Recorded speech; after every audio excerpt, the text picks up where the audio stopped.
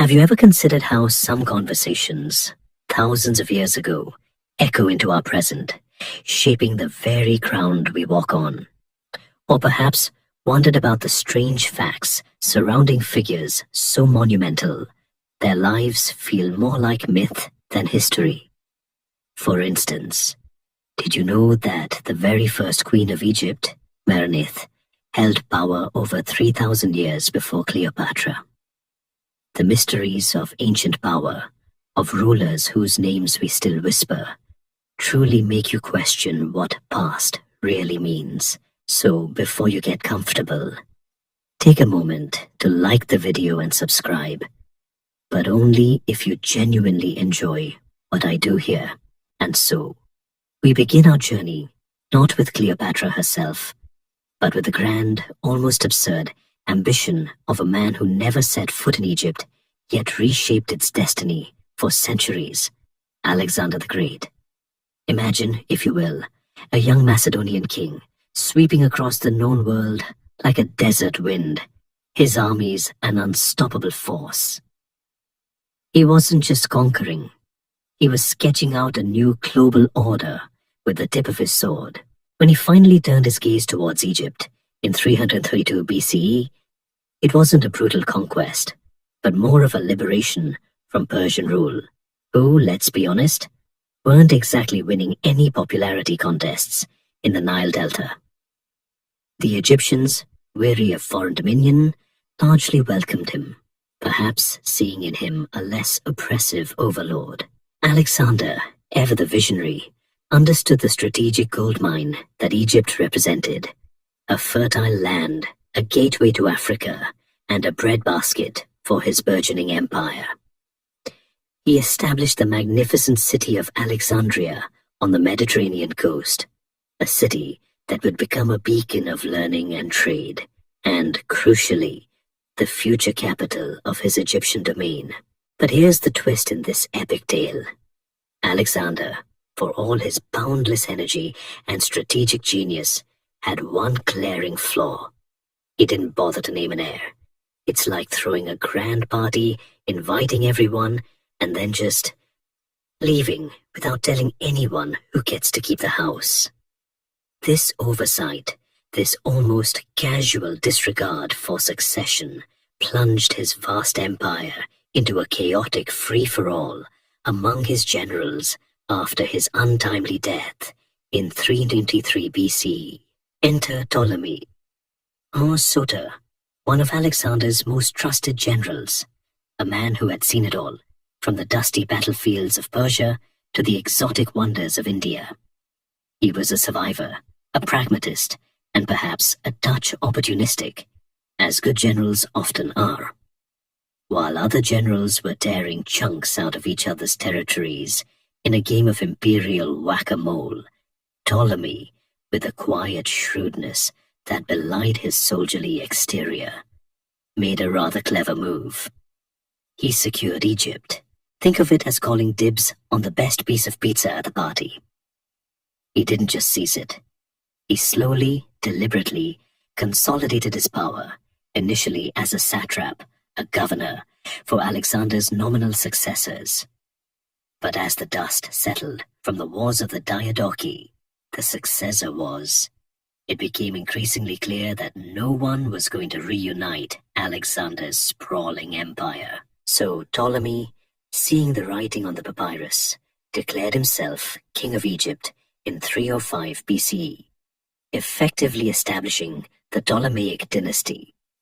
This wasn't some minor local chieftain.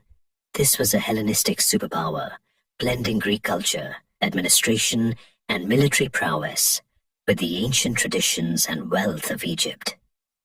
It was a bizarre, yet fascinating cultural fusion, like a Greek toga party suddenly being held in a pharaoh's palace. The Ptolemaic dynasty, though Greek in origin, adopted many Egyptian customs, including the rather problematic tradition of brother-sister marriage to keep the royal bloodline pure, or at least confined to a very small genetic pool. This practice, while common among Egyptian pharaohs, would lead to a truly bewildering family tree, full of power struggles, betrayals, and general sibling rivalry that makes modern reality TV look positively tame. Imagine the family dinners. Oh, Ptolemy Tweedine, fancy seeing you here. Still trying to usurp the throne, I see. This tradition, steeped in ancient Egyptian religious beliefs about divine kingship, was embraced by the Ptolemies as a way to legitimize their rule in the eyes of their Egyptian subjects, even as they maintained their Greek identity. Historians still argue whether this practice was more about religious adherence or simply a cold, calculated strategy to concentrate power and prevent external rivals from marrying into the family. Either way, it certainly made for some awkward Christmases.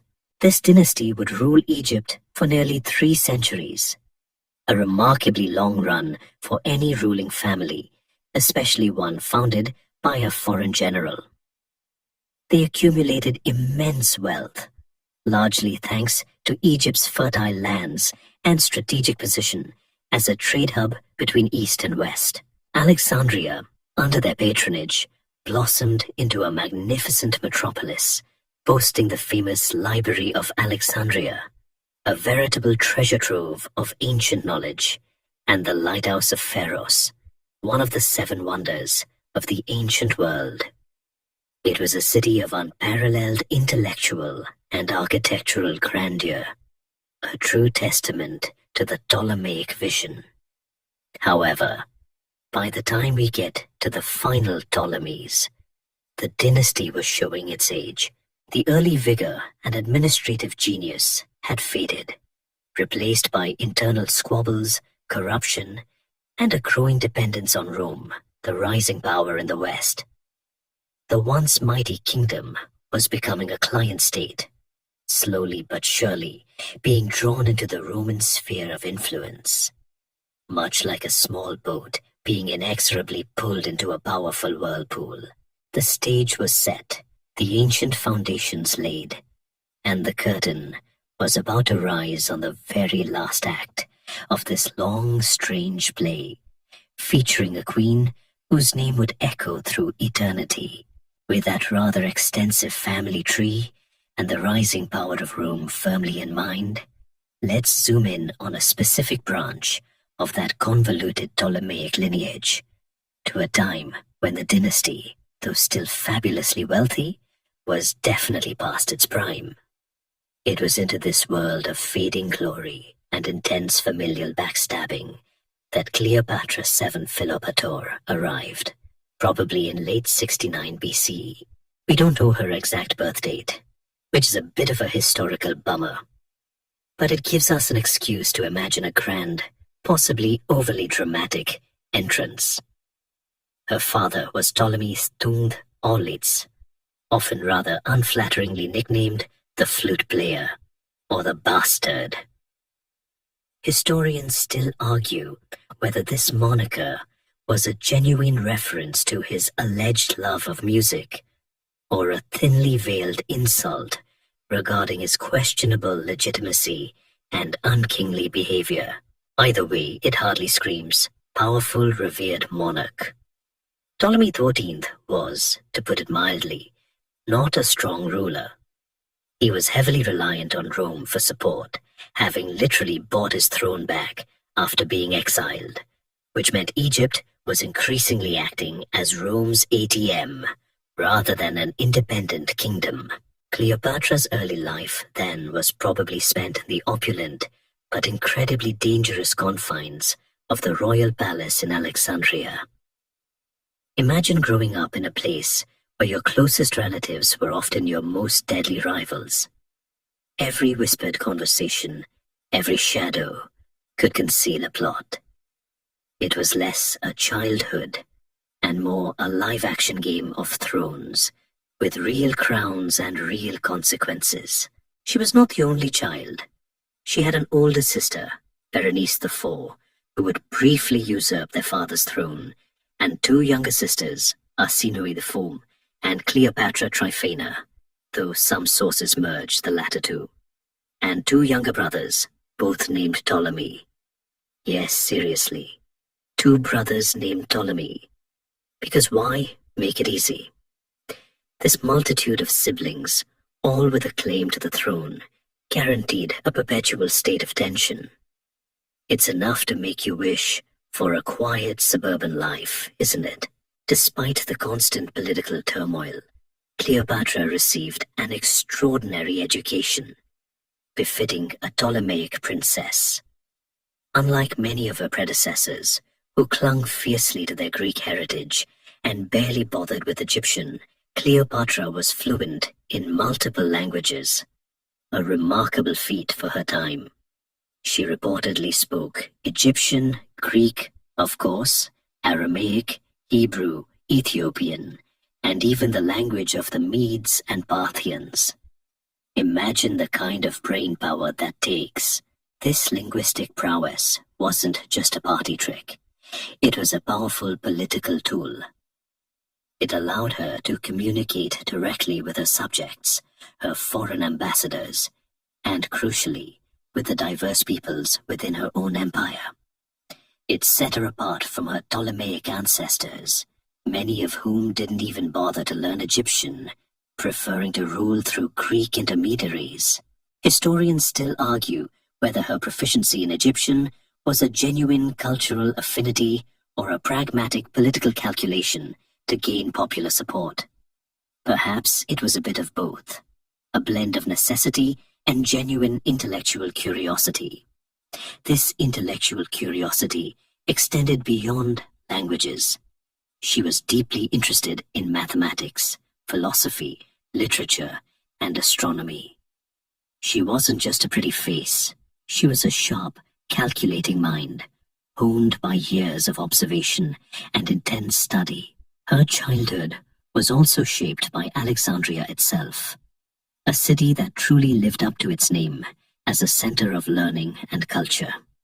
The Library of Alexandria, though already past its zenith, was still an unparalleled repository of knowledge. The Mauseon, a kind of ancient research institute, buzzed with scholars and thinkers. Cleopatra would have been exposed to the latest scientific theories, philosophical debates, and literary works of the Hellenistic world. It was a cosmopolitan melting pot, a place where different cultures intersected and sometimes clashed. This environment, while intellectually stimulating, also presented a constant reminder of Egypt's increasingly precarious position.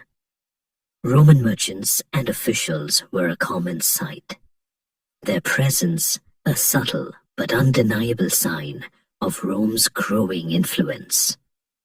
The whispers of Roman power, the occasional legions passing through, would have been an ever-present backdrop to her formative years. We often imagine Cleopatra as this fully formed, seductive queen from the moment she appears on the historical stage. But her childhood was likely one of rigorous study, political maneuvering, and a keen awareness of the fragile nature of power. She learned early on that the throne was not a given, but something to be fought for, protected, and, if necessary, reclaimed. Her father's constant struggle to maintain his position, his desperate trips to Rome to beg for support and money, would have been a harsh lesson in the realities of international politics.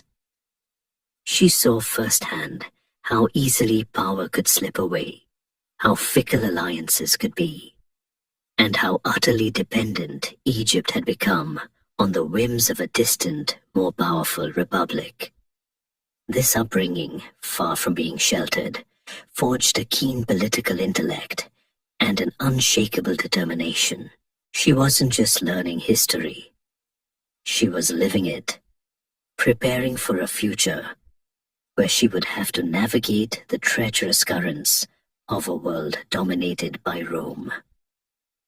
The little girl who would become queen was already learning the ruthless dance of diplomacy and survival.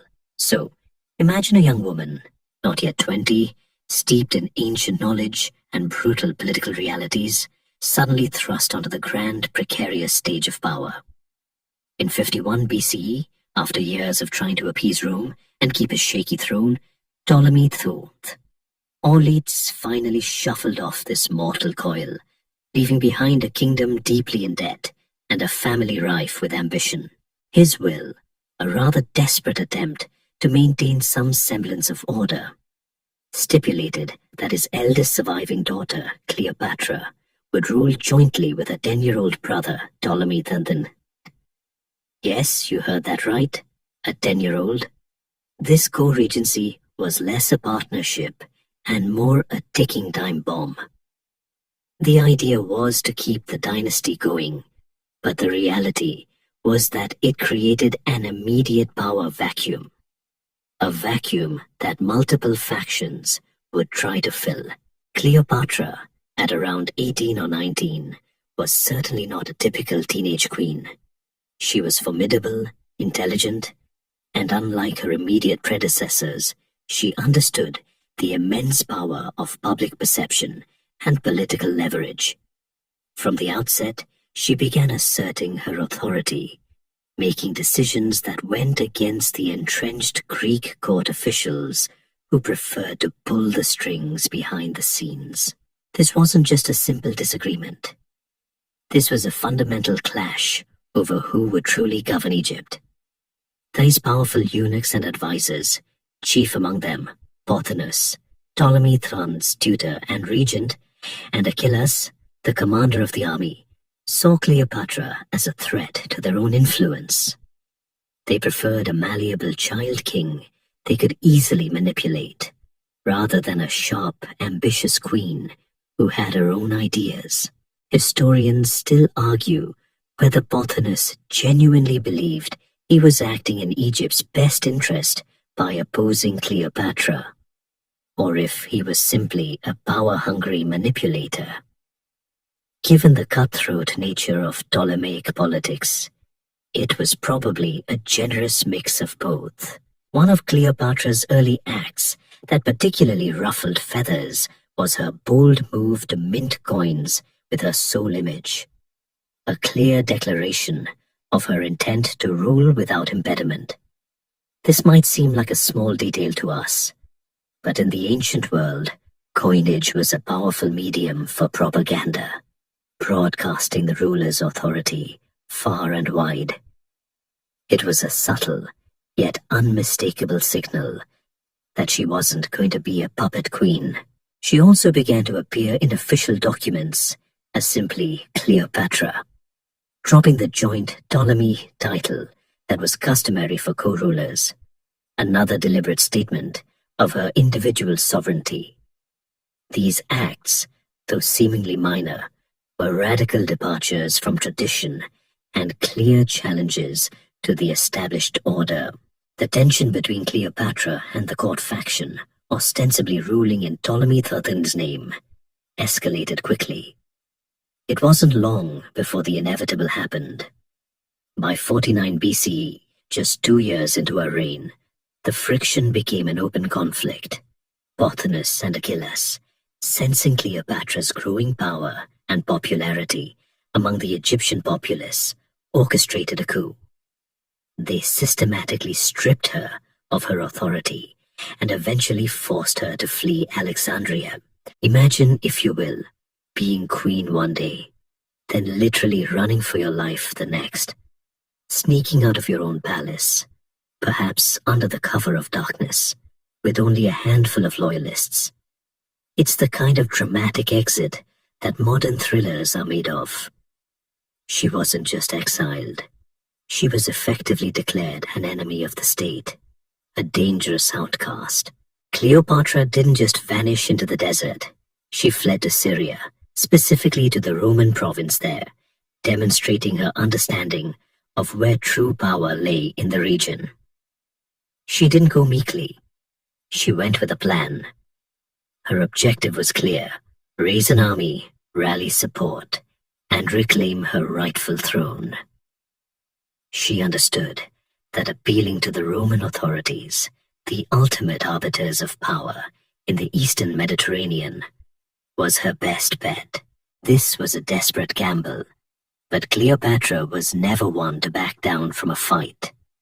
It's hard not to admire that kind of grit, even if it led to some rather sticky situations.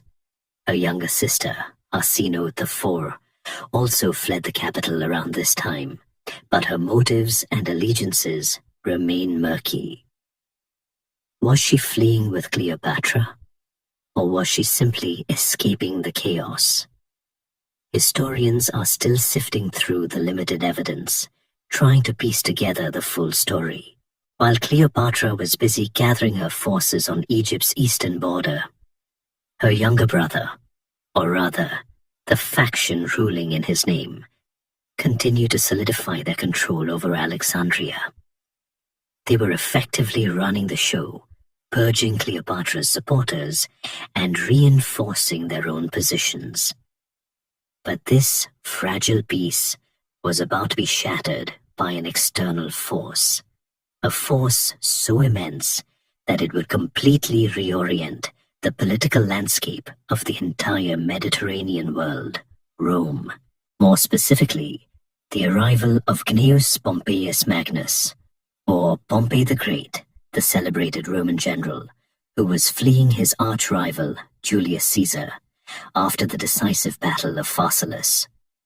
Pompey, seeking refuge and assistance, sailed to Egypt, believing he would find a safe haven with a friendly client kingdom. Oh, how wrong he was. The stage was now perfectly set for an epic collision. Cleopatra, with her newly assembled army, was poised to invade Egypt from the east. Her brother's faction, comfortable but perhaps too complacent in Alexandria, controlled the heart of the kingdom. And then, like a plot twist straight out of a particularly dramatic opera, the most powerful Roman of his age, Julius Caesar, was about to arrive, hot on Pompey's heels. The Ptolemaic court, in a move that would prove catastrophically short-sighted, decided to make a pragmatic choice. They assassinated Pompey, hoping to curry favor with the victorious Caesar. They presented his severed head to Caesar upon his arrival, a truly horrific welcome to Egypt gift.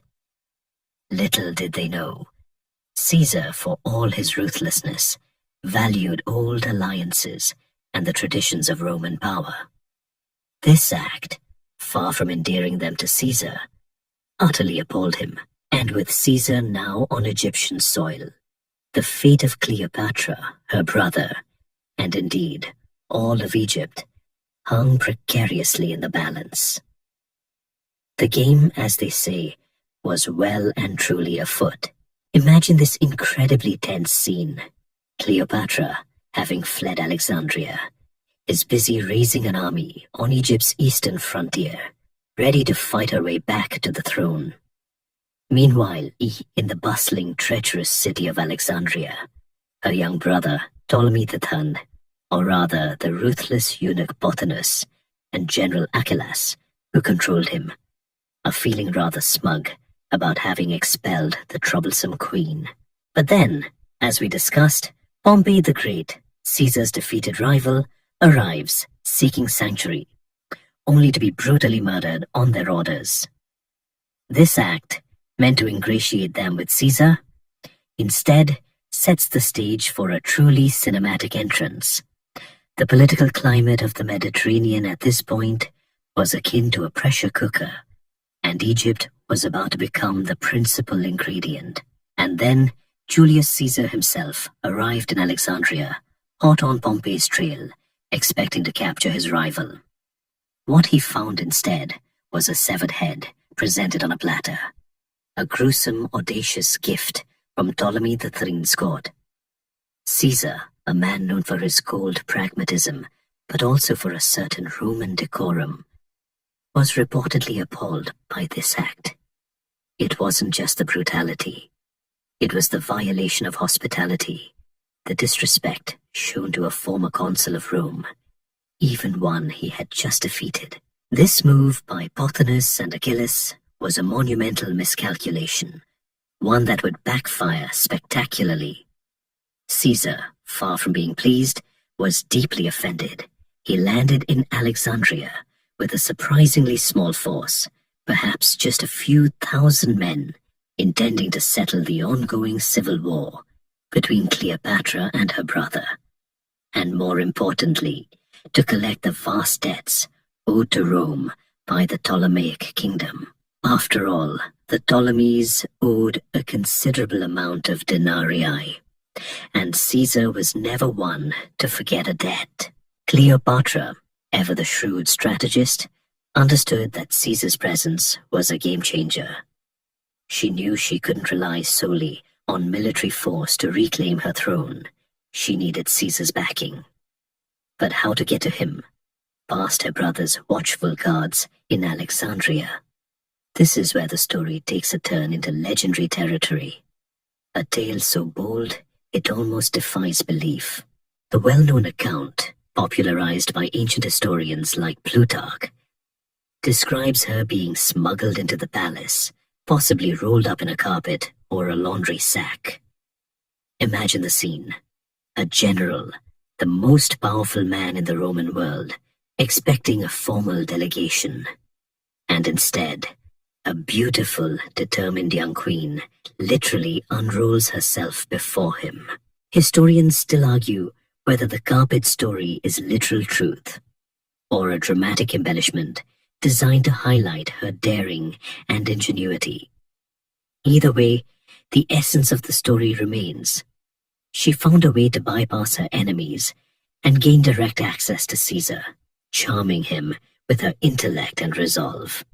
It's hard not to chuckle at the thought of a Roman legionary being tasked with carrying a laundry sack that felt surprisingly heavy and perhaps fragrant.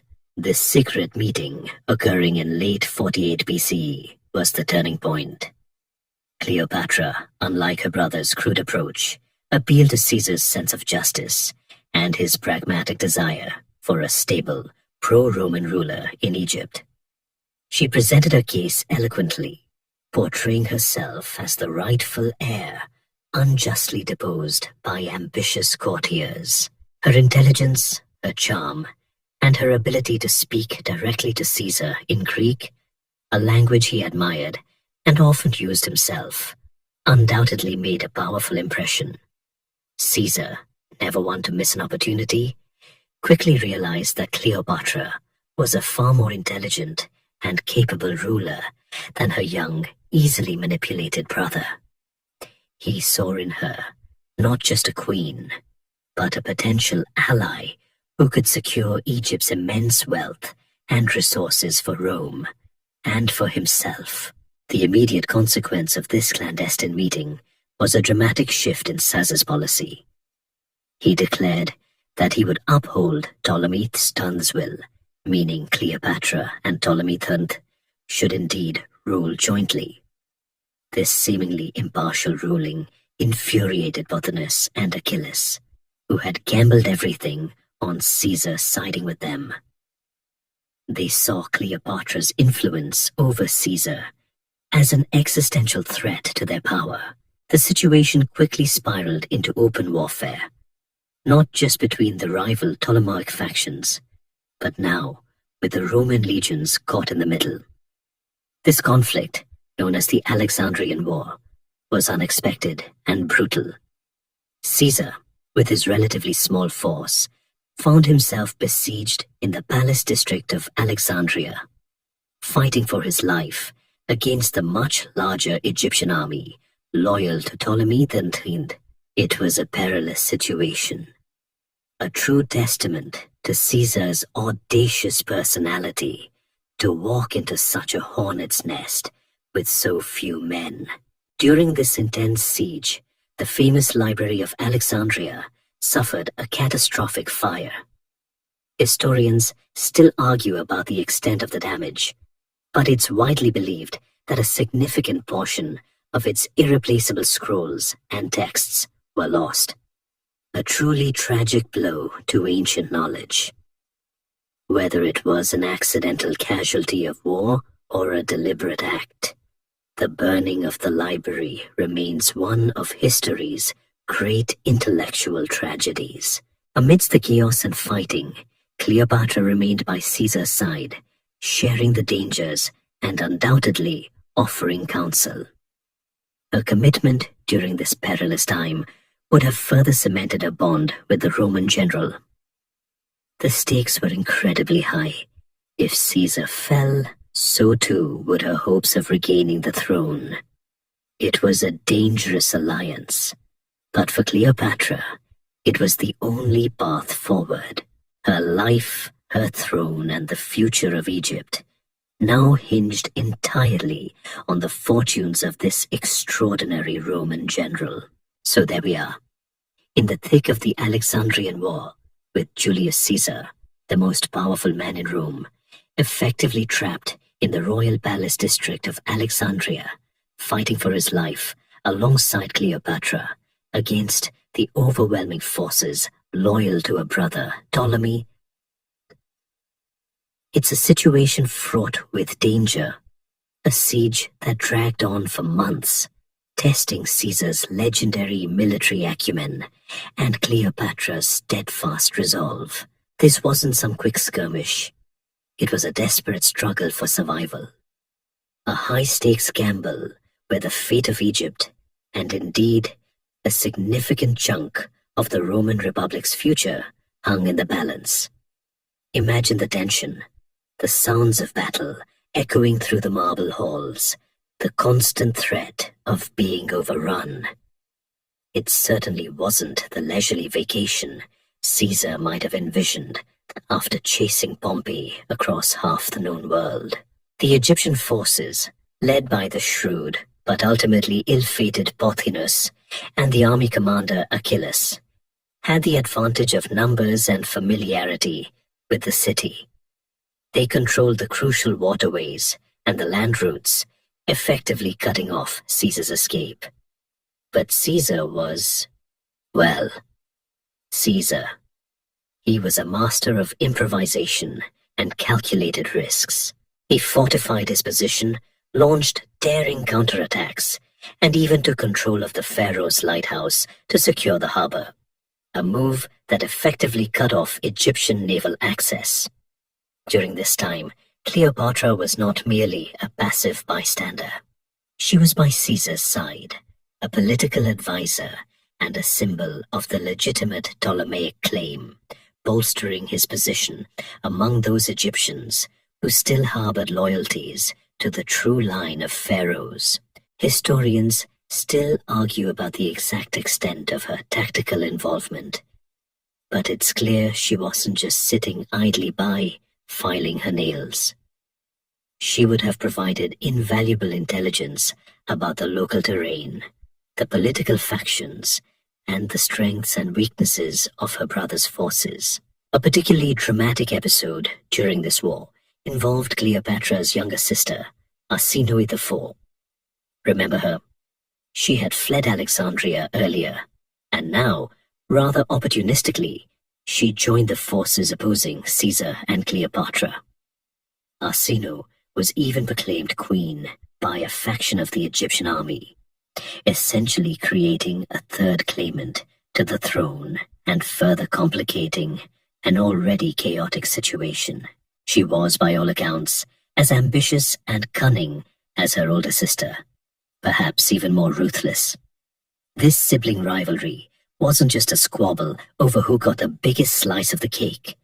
It was a brutal fight for absolute power, where family ties meant absolutely nothing. Arsinoe even managed to get Achilles, the general loyal to her brother, assassinated, placing her own general, Ganymedes, in command. Talk about cutting out the middleman. This internal strife within the Egyptian forces, however, ultimately weakened their coordinated efforts against Caesar, ironically playing into his hands. The turning point finally came with the arrival of Roman reinforcements. Caesar, having sent urgent pleas for help, was eventually joined by legions from Syria, led by Mithridates of Pergamon. This fresh influx of seasoned Roman soldiers was exactly what Caesar needed to break the stalemate. With the additional troops, Caesar was able to launch a decisive offensive. The final climactic battle took place near the Nile Delta in the spring of 47 BCE.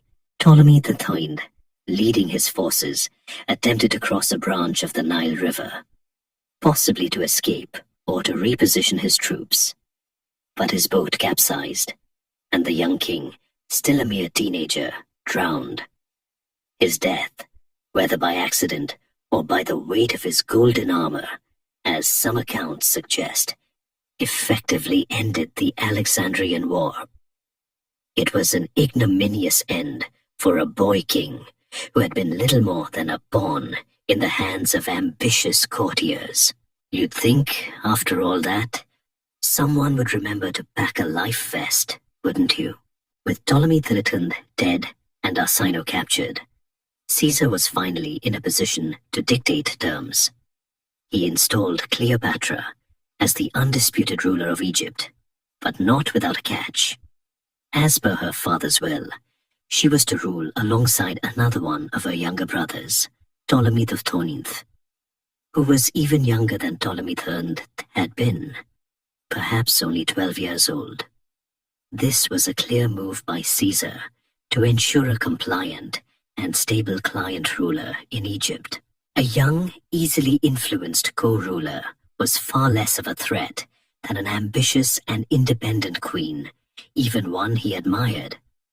This also meant that Caesar avoided the appearance of direct Roman annexation, which could have stirred up unwanted resentment and rebellions. Egypt remained technically independent, but its independence was clearly underwritten by Roman power. The Alexandrian War had been a harsh lesson for all involved.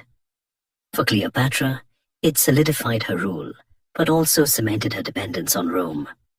For Caesar, it was a dangerous detour that nearly cost him his life, but ultimately secured a vital source of wealth and grain for Rome. And for Egypt, it marked the beginning of its final chapter as an independent kingdom, now firmly ensnared in the vast, ever-expanding web of Roman influence. The foundation of Cleopatra's reign was now established, but it was a foundation built on Roman swords and Roman political machinations. The stage was now truly set for the next, equally dramatic act in her life, her relationship with Caesar, and the profound changes it would bring.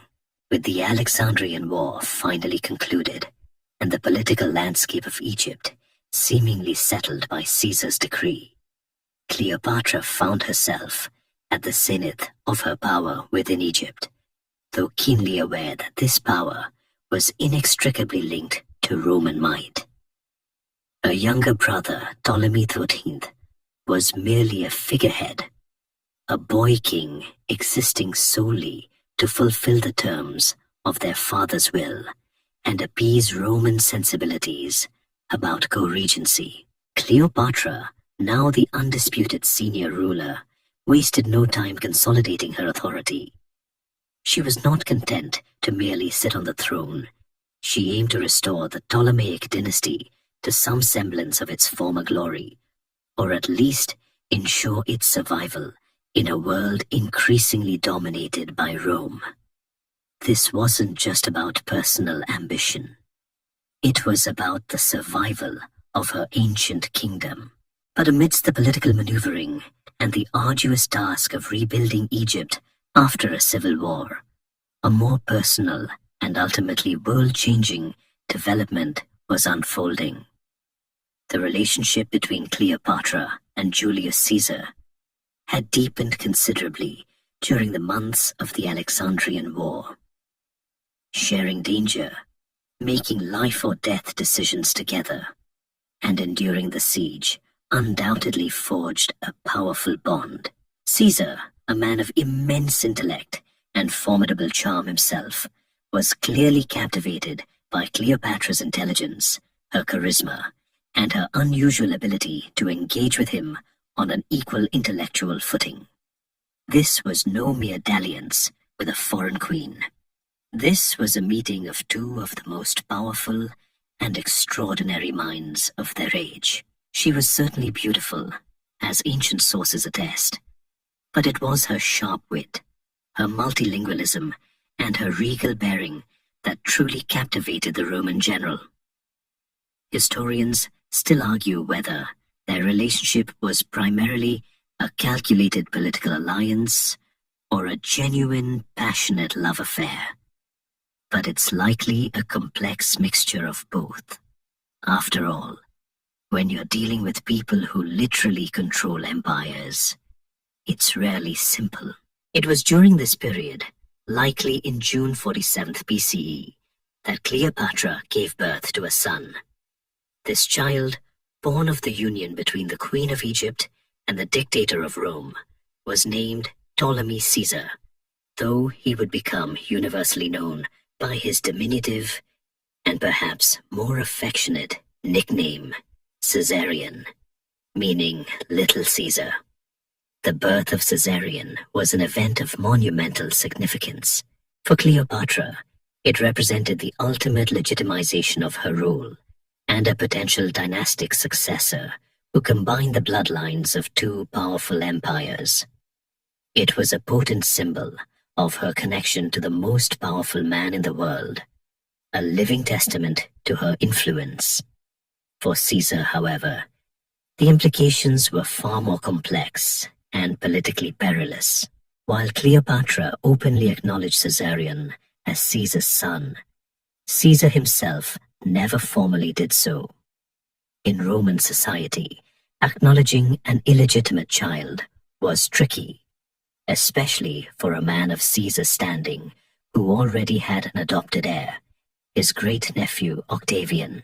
To formally acknowledge Caesarion would have meant declaring him a legitimate heir, potentially upsetting the delicate balance of Roman politics and risking accusations of attempting to establish a monarchy, a concept anathema to the Roman Republic.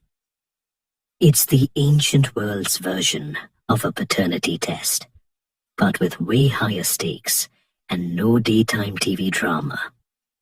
Yet, Caesar did allow Cleopatra to name the child Caesar, a subtle but undeniable nod to his paternity.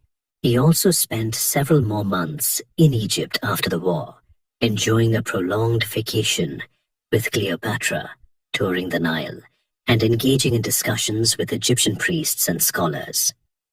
This extended stay, unusual for a Roman general who had a republic to run, certainly spoke volumes about his feelings for the Egyptian queen. During this post-war period, Caesar helped Cleopatra solidify her rule, offering advice on administration and even supporting some of her domestic policies. He recognized the strategic importance of a stable, friendly Egypt to Rome, especially given its vast grain supplies, which were crucial for feeding Rome's burgeoning population. Cleopatra, in turn, demonstrated her loyalty to Caesar and her understanding of Roman power dynamics.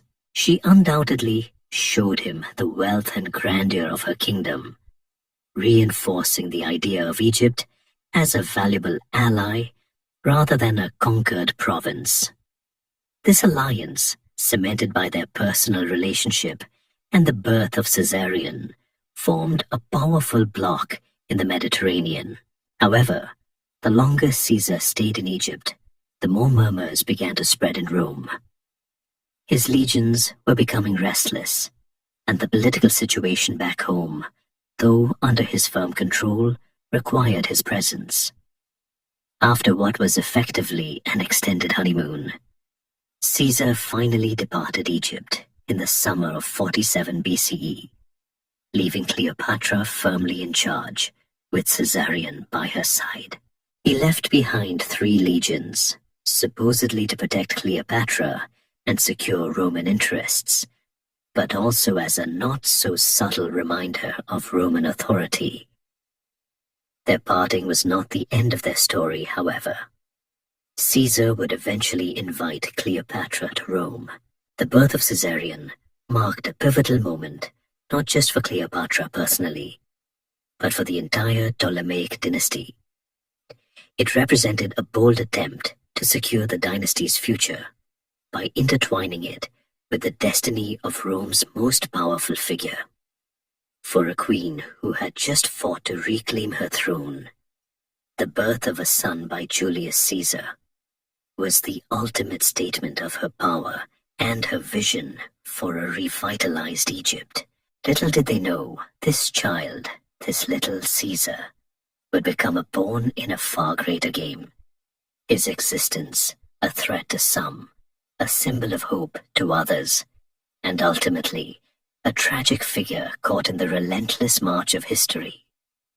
His arrival on the scene set the stage for Cleopatra's grand, but ultimately perilous, journey to Rome. A journey that would forever link her name with the very heart of the Roman Republic.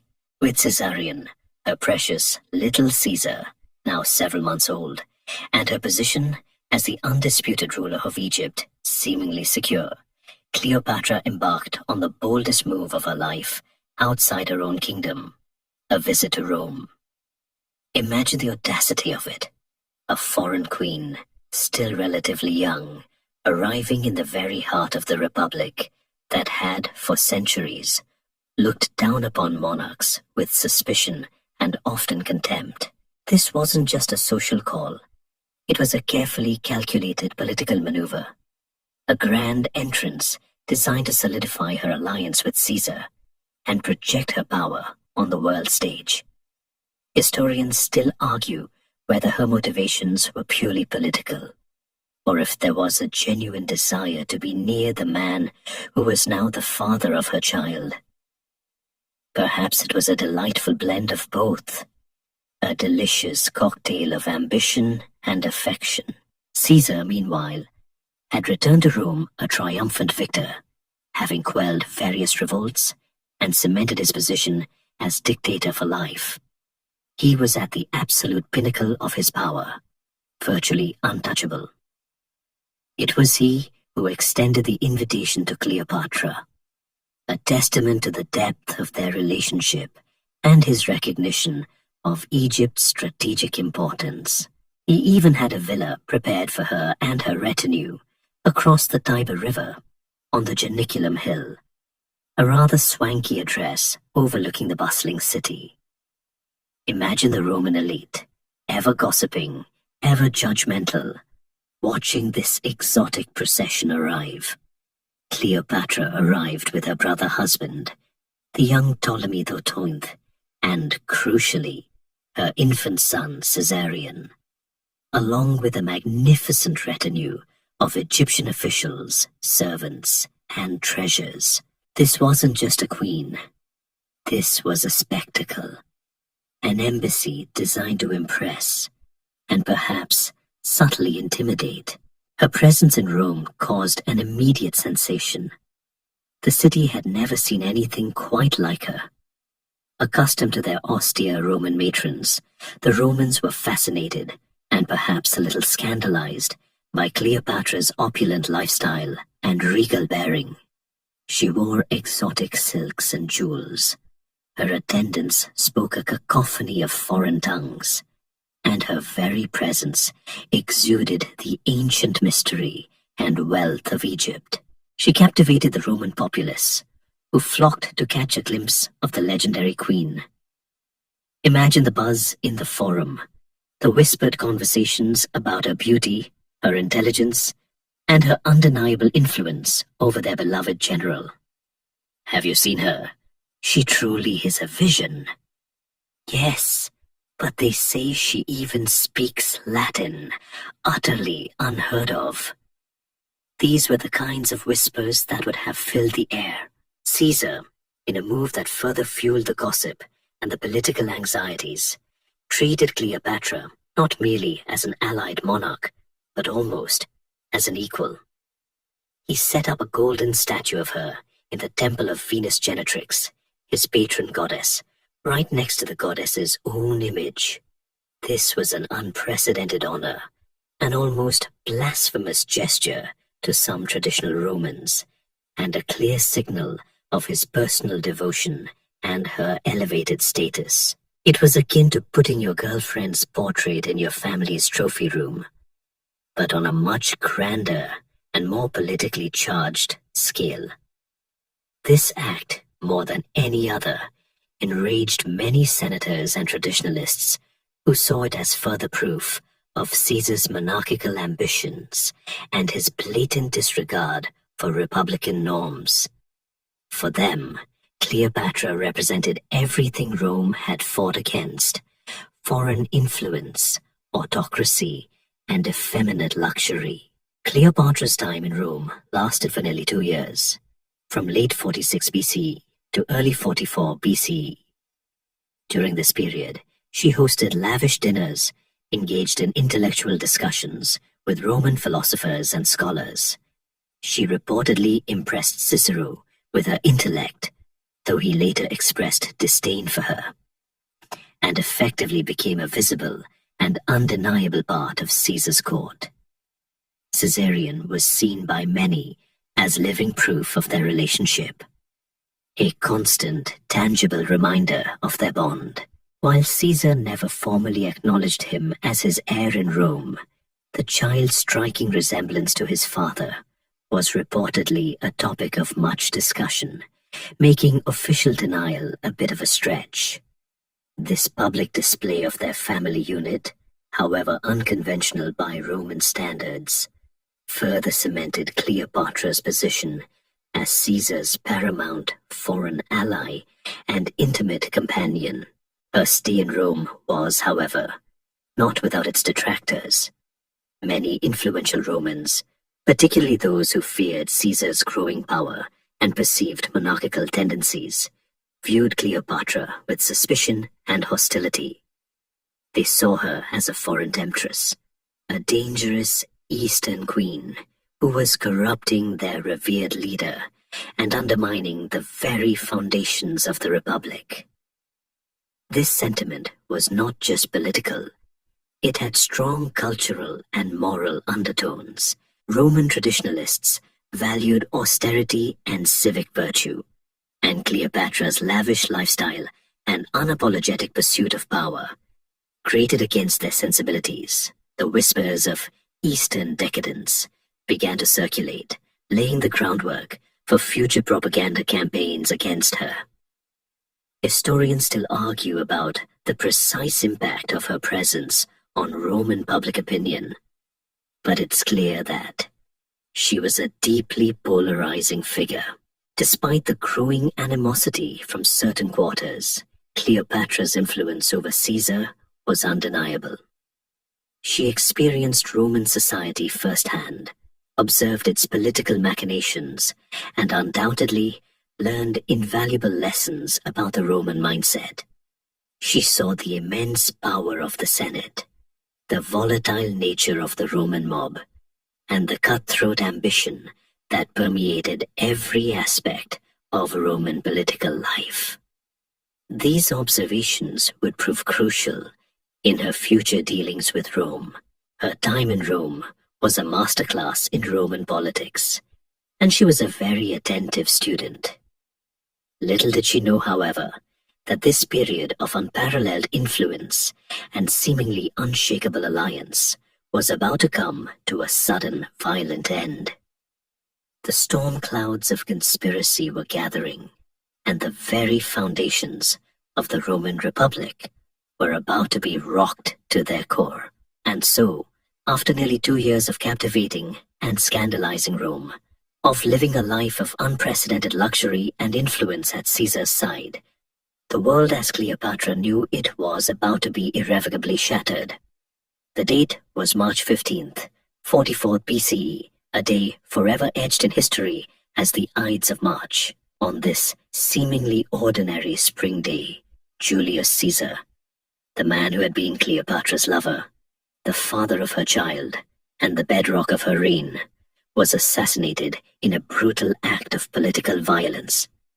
He was stabbed multiple times by a group of senators who feared his growing power and perceived monarchical ambitions, famously collapsing at the foot of Pompey's statue.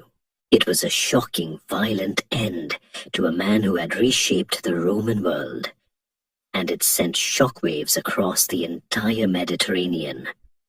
Imagine the disbelief, the horror, and the sheer chaos that erupted in Rome. Cleopatra, still residing in her villa across the Tiber, would have been immediately aware of the seismic shift. The news would have spread like wildfire, a terrifying whisper turning into a deafening roar.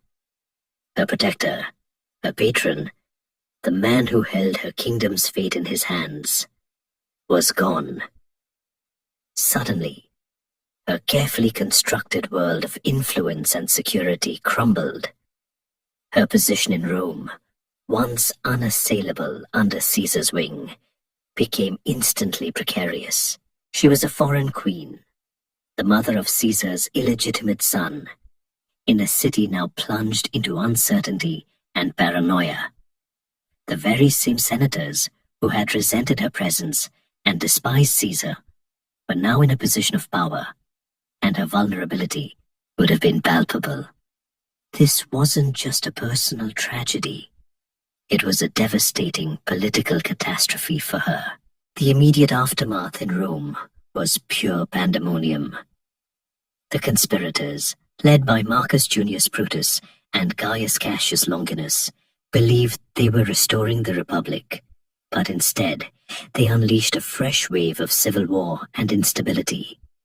The Roman people, initially stunned, soon turned against the assassins, fueled by the powerful oratory of Caesar's loyal lieutenant, Mark Antony, and the terms of Caesar's will, which generously provided for the Roman populace. The Republic, far from being restored, descended into an even deeper abyss of power struggles and political maneuvering. Cleopatra, ever the pragmatist, understood that staying in Rome was no longer tenable. It was too dangerous, too unpredictable, and her presence, now without Caesar's protection, was a liability. Her first priority would have been the safety of her son, Caesarion.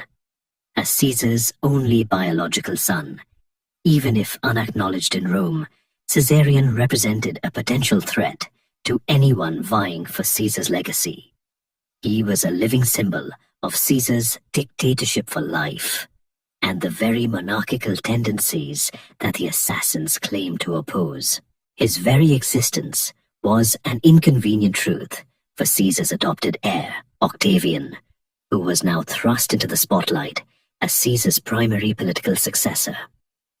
Cleopatra, recognizing the immense danger, made the swift and sensible decision to return to Egypt.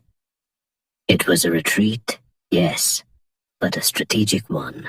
She left Rome around April 44th BCE, just weeks after Caesar's assassination. The journey back would have been fraught with anxiety. She had arrived in Rome as Caesar's honored guest, a queen surrounded by his protection and admiration. She left as a vulnerable monarch fleeing a city in chaos, her future uncertain, and her primary shield gone. She probably traveled with a reduced retinue, making her way back to the relative safety and familiarity of Alexandria. The Egyptian coffers were no doubt lighter after her Roman sojourn, but she returned with invaluable experience, and crucially, her son. Upon her return to Egypt, Cleopatra faced a new set of challenges. Her brother husband, Ptolemy IX, who had been a compliant figurehead, died shortly after her return, perhaps around the same time she arrived back in Alexandria. The circumstances of his death are shrouded in mystery, with many ancient sources attributing it to poison, hinting at Cleopatra's involvement. Historians still argue whether his death was a convenient illness or a deliberate act by Cleopatra to remove her last remaining co-ruler and consolidate her power entirely, ensuring Caesarion's direct succession. Given her track record and the ruthless nature of Ptolemaic politics, it's not beyond the realm of possibility that she hastened his departure. With Ptolemy XII gone, Cleopatra promptly elevated Caesarion to co-ruler, officially making him Ptolemy V Caesarion, Pharaoh of Egypt, alongside his mother. This move was a clear statement. Caesarion was her legitimate heir, and the future of Egypt lay with him. It was a bold declaration, especially considering the political turmoil in Rome. Cleopatra now had to navigate a dramatically altered geopolitical landscape. The Roman Republic was tearing itself apart, and various powerful figures, Mark Antony, Octavian, and Marcus Aemilius Lepidus, were vying for control, forming shifting alliances, and preparing for yet another round of civil war. Egypt, with its vast grain reserves and immense wealth, was a prize that all factions would covet. Cleopatra's strategy had to shift from leveraging her personal relationship with a single dominant figure to playing a delicate game of diplomacy with multiple, often hostile, Roman powers. Her survival, and that of her kingdom, now depended on her ability to anticipate the moves of these new Roman strongmen and align herself with the winning side. The comfortable intimacy of her Roman sojourn was over. The era of ruthless survival had begun anew. With Caesar gone and Rome plunged into yet another civil war, Cleopatra found herself back in Alexandria, no longer Caesar's influential guest, but a lone queen on a very precarious throne. The comfortable stability her relationship with Caesar had provided was gone, replaced by a bewildering array of Roman factions, all vying for power. Her immediate priority was to consolidate her position in Egypt and protect her son, Caesarion, now officially Ptolemy XIII Caesarion, from the turbulent winds blowing from Rome. This meant ensuring domestic tranquility, and perhaps more importantly, carefully observing the chaotic Roman political landscape. It was like trying to predict the path of a dozen different hurricanes all at once. Back in Rome, the political situation was a swirling vortex of alliances and betrayals. The vacuum left by Caesar's assassination was quickly being filled by three main contenders. First, there was Mark Antony, Caesar's loyal and charismatic lieutenant. Antony, a formidable general and a brilliant orator, quickly emerged as a powerful force, capitalizing on the public's outrage over Caesar's murder and his own personal popularity among the legions. He was the quintessential Roman strongman, a man of action and ambition. Then there was Octavian, Caesar's adopted son and great-nephew. A young man barely 18, Octavian initially seemed underestimated, but he possessed a cold, calculating intellect, a ruthless ambition, and a keen understanding of Roman politics. He was the quiet storm, the one you didn't see coming. And finally, there was Marcus Aemilius Lepidus, a less prominent but still powerful general and Caesar's master of horse, effectively his second in command. Lepidus was a somewhat more cautious figure, often acting as a mediator between the two more dominant personalities. These three men, initially at odds, eventually realized that their individual ambitions would likely lead to mutual destruction. In 43 BCE, they formally allied, forming the Second Triumvirate. This was not merely an informal agreement. It was a legally sanctioned political alliance, given extraordinary powers by the Roman Senate to restore the Republic. Oh, the irony. Their stated goal was to hunt down and punish Caesar's assassins and their allies, most notably Brutus and Cassius, who had fled to the east, gathering their own forces. This triumvirate, unlike the informal first one, effectively carved up the Roman world among themselves. Antony took charge of the eastern provinces, including Egypt's sphere of influence. Octavian controlled the west, including Italy itself. Lepidus was granted Africa and some parts of Hispania, though his power would gradually wane. For Cleopatra, the formation of the triumvirate was a critical development. It meant that Egypt, located strategically in the east, would fall under Antony's direct purview. She had dealt with Antony before, during Caesar's time, and knew him to be a capable, if somewhat volatile, Roman. Her immediate concern was to avoid taking sides too overtly in the escalating Roman civil war.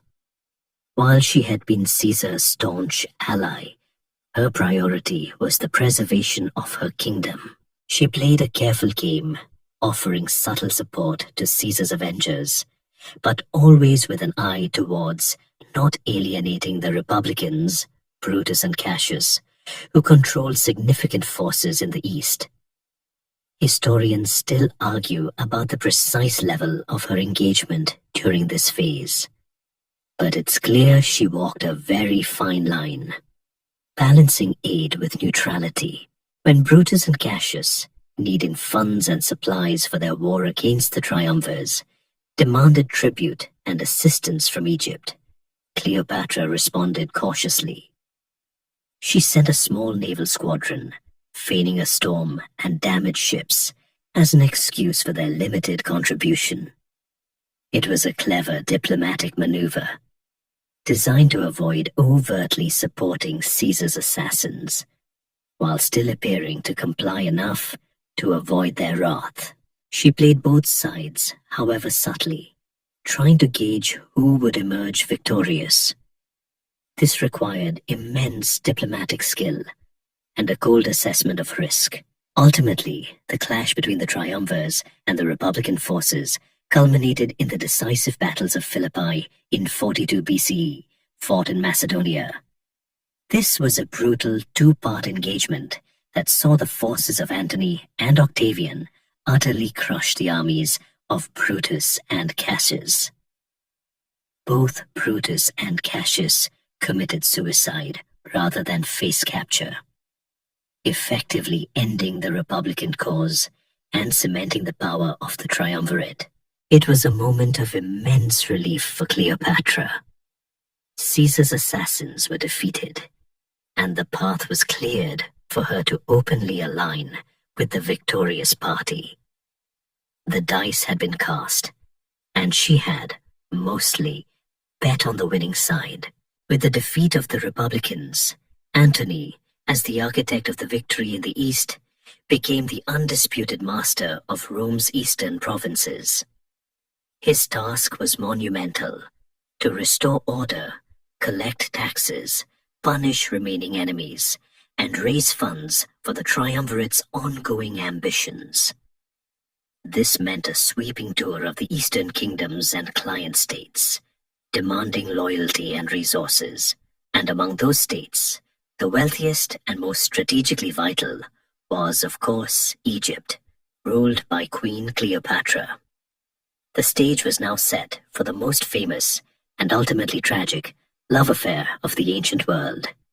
Cleopatra, having survived the immediate aftermath of Caesar's death, was about to meet the next defining figure of her life, a man whose ambition and charisma would rival her own, and whose destiny would become inextricably entwined with hers. The dust had barely settled from the decisive battles of Philippi, and with Caesar's assassins vanquished, Mark Antony emerged as the undisputed lord of Rome's eastern territories. His mission: to reorganize the sprawling, complex mosaic of client kingdoms, impose taxes, raise legions, and generally bring order to a region that had been unsettled by years of Roman civil war. This wasn't a leisurely administrative tour. It was a grand display of Roman power, a consolidation of authority that would either secure the East for the triumvirate or plunge it into further chaos. and among the various rulers summoned to meet the powerful Roman triumvir, none was more anticipated, or indeed more important, than Cleopatra, Queen of Egypt. The summons arrived in late 41 BCE, ordering Cleopatra to meet Antony in the city of Tarsus, located in Cilicia, modern-day Turkey. This wasn't a request. It was a command. Antony, known for his love of grandeur and his rather theatrical personality, fully expected Cleopatra to arrive as a humble supplicant, ready to explain her ambiguous conduct during the recent civil war. Remember her playing both sides, however subtly. He probably anticipated a rich queen, certainly, but perhaps one easily impressed by Roman might and his own considerable charm. What he received, however, was a masterclass in psychological warfare and theatrical entrance. Cleopatra, ever the shrewd manipulator of perception, understood that her arrival had to be a spectacle, designed not to impress Antony with Roman-style subservience, but to awe him with Egyptian wealth, ancient majesty, and her own unparalleled mystique. She delayed her arrival, letting Antony stew in Tarsus, building anticipation. This wasn't just a rude gesture. It was a deliberate power play, forcing the mighty Roman to wait, a subtle assertion of her own importance. And when she finally did arrive, it was not by land in a dusty procession, but by river, in a scene so magnificent it quickly became legendary. Imagine, if you will, the river Cydnus flowing through Tarsus. On its waters appeared a gilded barge, its stern plated with gold, its sails of royal purple billowing in the breeze, perfumed by exotic incense wafting from silver censers. Rowed by silver oars that kept time to the music of flutes and lyres, it glided into view. Cleopatra herself reclined under a canopy woven with gold, dressed as Aphrodite, the goddess of love, or perhaps Isis, the Egyptian goddess with whom she often associated herself. Her handmaidens, dressed as Nereids and Graces, ministered to her, while boys, dressed as Cupids, fanned her. The banks of the river were reportedly lined with awestruck crowds, drawn from the city by the intoxicating scents and sounds. It was a sensory overload, a meticulously choreographed display of wealth, beauty, and divine presence. Antony, initially seated on his tribunal, was left speechless, his legions and the entire city abandoning their duties to witness this extraordinary spectacle. He was, to put it mildly, thoroughly upstaged. Historians still argue whether the entire scene played out exactly as described by Plutarch, but the core truth remains.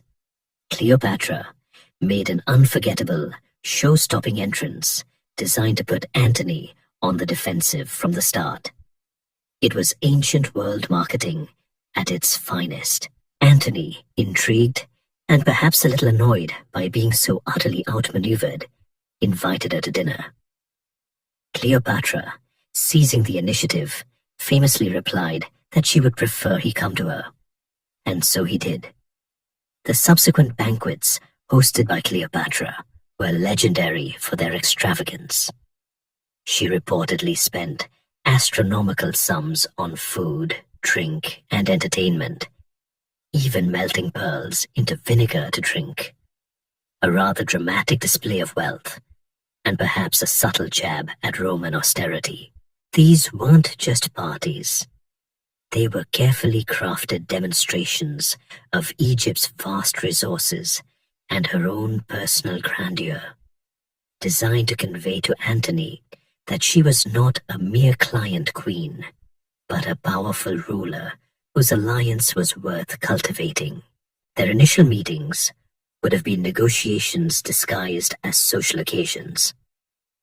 Antony had come to Tarsus to question her loyalty, to demand funds, and perhaps to reprimand her for her conduct during the war against the conspirators. But Cleopatra, with her unparalleled charm, her sharp intellect, and her multilingual fluency, she could speak to Antony directly in Greek, a rare quality among foreign monarchs. Quickly turned the tables. She skillfully defended her actions, blaming the influence of her brother and his courtiers for any perceived disloyalty. More importantly, she made it clear that a stable, prosperous Egypt under her rule was far more beneficial to Rome, and to Antony personally, than a hostile or unstable one. The political dynamic shifted almost immediately. Antony, a man known for his susceptibility to female charm and his love of luxury, was utterly captivated. He saw not just a queen, but an intelligent, formidable ally whose resources could fund his ambitions, and whose company he found intensely stimulating. What began as a formal summons quickly blossomed into a powerful political and personal relationship, one that would redefine the course of their lives and shake the foundations of the Roman world. This was no fleeting romance. This was an alliance forged in the crucible of ambition and attraction, an encounter that would ripple through history and ultimately lead to both their downfall. The queen had arrived, and Antony, for all his power, had truly met his match. The gilded barge had done its work. Antony, who had arrived in Tarsus expecting a humble subject, found himself utterly enthralled by Cleopatra, a woman who possessed not only captivating beauty and legendary charm, but also a fierce intellect and an unshakable sense of her own regal destiny. What began as a political summit quickly transformed into a deep, passionate relationship, a union of two formidable personalities drawn together by ambition, power, and perhaps genuine affection. This wasn't just a fleeting affair. It was the foundation of an alliance that would send tremors through the Roman world. After their initial meetings and lavish banquets in Tarsus, Antony, completely under Cleopatra's spell, left his administrative duties in the hands of his lieutenants and followed her back to Alexandria in late 40 BCE. Imagine the whispers among his Roman retinue, the raised eyebrows, the quiet concern that their formidable leader was being led astray by this Oriental queen. But Antony, a man who lived large and embraced excess, seemed not to care. He spent the winter of 41 to 40 BCE in Alexandria, abandoning his official duties to immerse himself in Cleopatra's world. It was a prolonged holiday of sorts, filled with feasts, entertainments, and intellectual discourse. They formed a legendary drinking society known as the Inimitable Livers, engaging in elaborate games and competitions. One famous story, perhaps exaggerated but illustrative, tells of Cleopatra winning a bet by dissolving a priceless pearl in vinegar and drinking it, simply to demonstrate her vast wealth. Historians still argue whether such extravagant displays were primarily for show or genuine examples of their opulent lifestyle. But it's clear they lived on a scale that dwarfed even Roman luxury. During this winter in Alexandria, their personal bond deepened irrevocably. Cleopatra, with her vast knowledge of the East and her political acumen, provided Antony with invaluable insights into the complex dynamics of the region he was now tasked with governing. She was not just a queen, she was a strategic advisor, a partner in governance, offering him a perspective that few Romans could. For Antony, who often preferred action to administration, her intelligence and understanding of the nuances of Eastern politics would have been immensely appealing. He saw in her not just a lover, but a powerful ally whose kingdom could provide the resources he needed for his military campaigns and political ambitions. Their union soon bore fruit, literally. In 40 BC, while Antony was away from Egypt, Cleopatra gave birth to twins, a boy named Alexander Helios, Helios meaning sun, symbolizing his connection to the east, and perhaps a subtle nod to Alexander the Great, and a girl named Cleopatra Selene, Selene meaning moon, her celestial counterpart. The birth of twins, especially a boy and a girl, was seen as an auspicious sign in the ancient world, reinforcing the divine nature of their union and its potential for a new dynasty that would combine the power of Rome and Egypt. These children, following Caesarion, further solidified the personal and dynastic ties between Cleopatra and Antony. It was an unmistakable declaration to the world. Their relationship was serious, fertile, and designed to create a lasting legacy. However, Antony's prolonged absence in Egypt caused significant political problems back in Rome. While he was reveling with Cleopatra, his wife Fulvia and his brother Lucius Antonius initiated a revolt against Octavian in Italy, known as the Perusian War. This conflict, though ultimately unsuccessful, forced Antony to leave Cleopatra and return to Rome to deal with the fallout. It was a stark reminder that despite his power in the East, he was still intrinsically tied to the volatile politics of the Roman Republic and his uneasy alliance with Octavian. Cleopatra, no doubt, understood the necessity of his departure, but it would have been a painful separation after their intense period together. Upon his return to Italy, Antony was forced to reconcile with Octavian, a necessity dictated by the power dynamics of the triumvirate. This reconciliation was cemented by the Treaty of Brundisium in 40 BCE, which reaffirmed the division of the Roman world, and most significantly for Antony, involved his marriage to Octavia the Younger, Octavian's sister. This political marriage was a blatant attempt to solidify the fragile alliance between the two triumvirs. Imagine Cleopatra's reaction when she heard this news in Alexandria. The man who had spent a winter in her palace, fathered her children, and seemingly pledged his loyalty, was now married to his rival's sister. It was a stark reminder of the harsh realities of Roman power politics, a brutal lesson in the fleeting nature of personal loyalty when faced with political expediency. Historians still argue about Cleopatra's precise feelings: anger, betrayal, or a cynical understanding of how the game was played. Likely a mix of all three. Despite this political marriage, Antony's heart and his strategic interests remained largely in the East and ultimately with Cleopatra. While his marriage to Octavia produced 2 daughters and was, by all accounts, a relatively happy and respectable union in Roman terms, it was a political necessity, not a relationship of passion or strategic partnership. The stage was now set for the next chapter of their complicated relationship, one where Antony would increasingly turn his gaze back towards Egypt, towards Cleopatra, and towards the grand ambitions they shared, much to the growing fury of Octavian back in Rome. So, Antony, now politically married to Octavia, Octavian's sister, found himself in a rather awkward position. His heart, or at least his grandest ambitions, remained firmly in the East and with Cleopatra. The political marriage to Octavia was a strategic necessity, a truce in the uneasy alliance of the Second Triumvirate, but it did little to diminish his deep connection with the Queen of Egypt.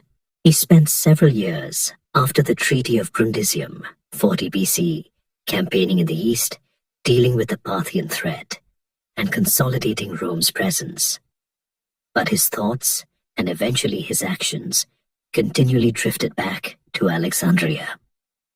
It's like having a perfectly sensible, respectable dinner, but secretly longing for the wild, exotic feast you had last week. During this period of separation, from 40 BC to 37 BC, Cleopatra continued to rule Egypt, nurturing her young children, Caesarion and the twins, Alexander Helios and Cleopatra Selene. She focused on strengthening her kingdom, managing its vast resources, and maintaining its stability amidst the ongoing Roman turmoil. She also continued to develop Alexandria as a center of learning and culture, attracting scholars and artists, maintaining the Ptolemaic legacy of intellectual patronage. She was patiently waiting, knowing that Antony would eventually return to her side. The turning point came in 37 BCE, when Antony, weary of his political obligations in Rome and eager to launch a major campaign against the Parthian Empire, a formidable Roman enemy in the east, needed significant financial and logistical support. Where better to find it than in the wealthy coffers of Egypt and with the capable leadership of Cleopatra. He sent for her, and they met in Antioch, in modern-day Turkey. This reunion marked a significant escalation in their relationship and a blatant disregard for his marriage to Octavia, a slight that Octavian would never forget, and certainly never forgive. It was during this meeting in Antioch that Antony made a series of truly astonishing decisions, known as the donations of Antioch. These were not simple gifts. They were grand, sweeping transfers of Roman-controlled territory to Cleopatra and her children. He effectively gave her vast swathes of land that included parts of Cilicia, Phoenicia, Coele-Syria, Cyprus, and even portions of Judea and Arabia. Imagine giving away chunks of your country's property to your foreign partner. This was a truly unprecedented act for a Roman general, and it sent shockwaves throughout the Roman world. Historians still argue whether Antony's motivations were primarily romantic devotion to Cleopatra, a shrewd political calculation to create a powerful, loyal buffer state in the East, or a combination of both. It was probably a very generous mix, much like a potent ancient Roman cocktail. For Cleopatra, these donations were an immense victory. They not only significantly expanded her kingdom's borders and wealth, making her the most powerful monarch in the Eastern Mediterranean, but they also formalized the dynastic ambitions she shared with Antony. These territories were meant to be ruled by her, and more importantly, by her children with Antony. It was a clear signal that Antony intended to build a new empire in the East, with Egypt as its heart and Cleopatra's children as its future rulers. She was no longer just a client queen. She was a partner in empire building, a co-visionary in a grand scheme that directly challenged Octavian's authority and his vision for Rome. This act, however, was also a colossal strategic blunder in terms of Roman public opinion. Octavian and his allies in Rome immediately seized upon the donations of Antioch as irrefutable proof of Antony's complete subjugation to Cleopatra and his alleged Oriental decadence. They painted him as a man corrupted by an exotic foreign queen, abandoning Roman values and actively dismembering the Republic's territory to create a new foreign monarchy. The propaganda machine went into overdrive, meticulously crafting a narrative that demonized Cleopatra as a dangerous sorceress, a threat to Roman morality and the very fabric of the Republic. This was character assassination on an imperial scale, laying the groundwork for the inevitable confrontation. Adding fuel to the fire, Antony and Cleopatra also legitimized their twins, Alexander Helios and Cleopatra Selene, and even Caesarion, though still not formally acknowledged by Antony as Caesar's son in Roman law. in a grand public ceremony. They were dressed in regal attire, proclaimed as rulers of these newly granted territories, and paraded before the populace.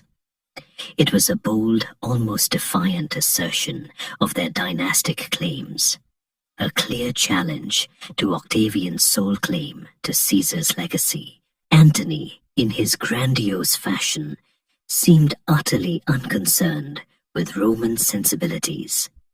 He was, to put it mildly, living his best life, consequences be damned. From this point forward, the conflict between Antony and Octavian became personal, intensely ideological, and increasingly irreconcilable. The donations of Antioch were not just territorial transfers. They were a declaration of intent, a vision of an Eastern Empire centered around Egypt, fundamentally opposed to Octavian's vision of a Roman-centric West. Cleopatra had achieved immense power and influence, but she had also become the lightning rod for Octavian's carefully crafted narrative of Roman exceptionalism and moral purity.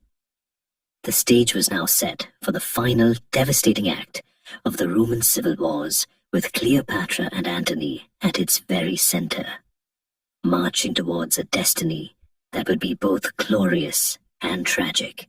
The donations of Antioch, as we've discussed, weren't just land grants. They were a thunderclap, signaling Antony's audacious vision for an Eastern Empire with Cleopatra and their children at its heart. This radical move, however, was also a colossal strategic blunder in the fiercely competitive and propaganda-driven world of Roman politics.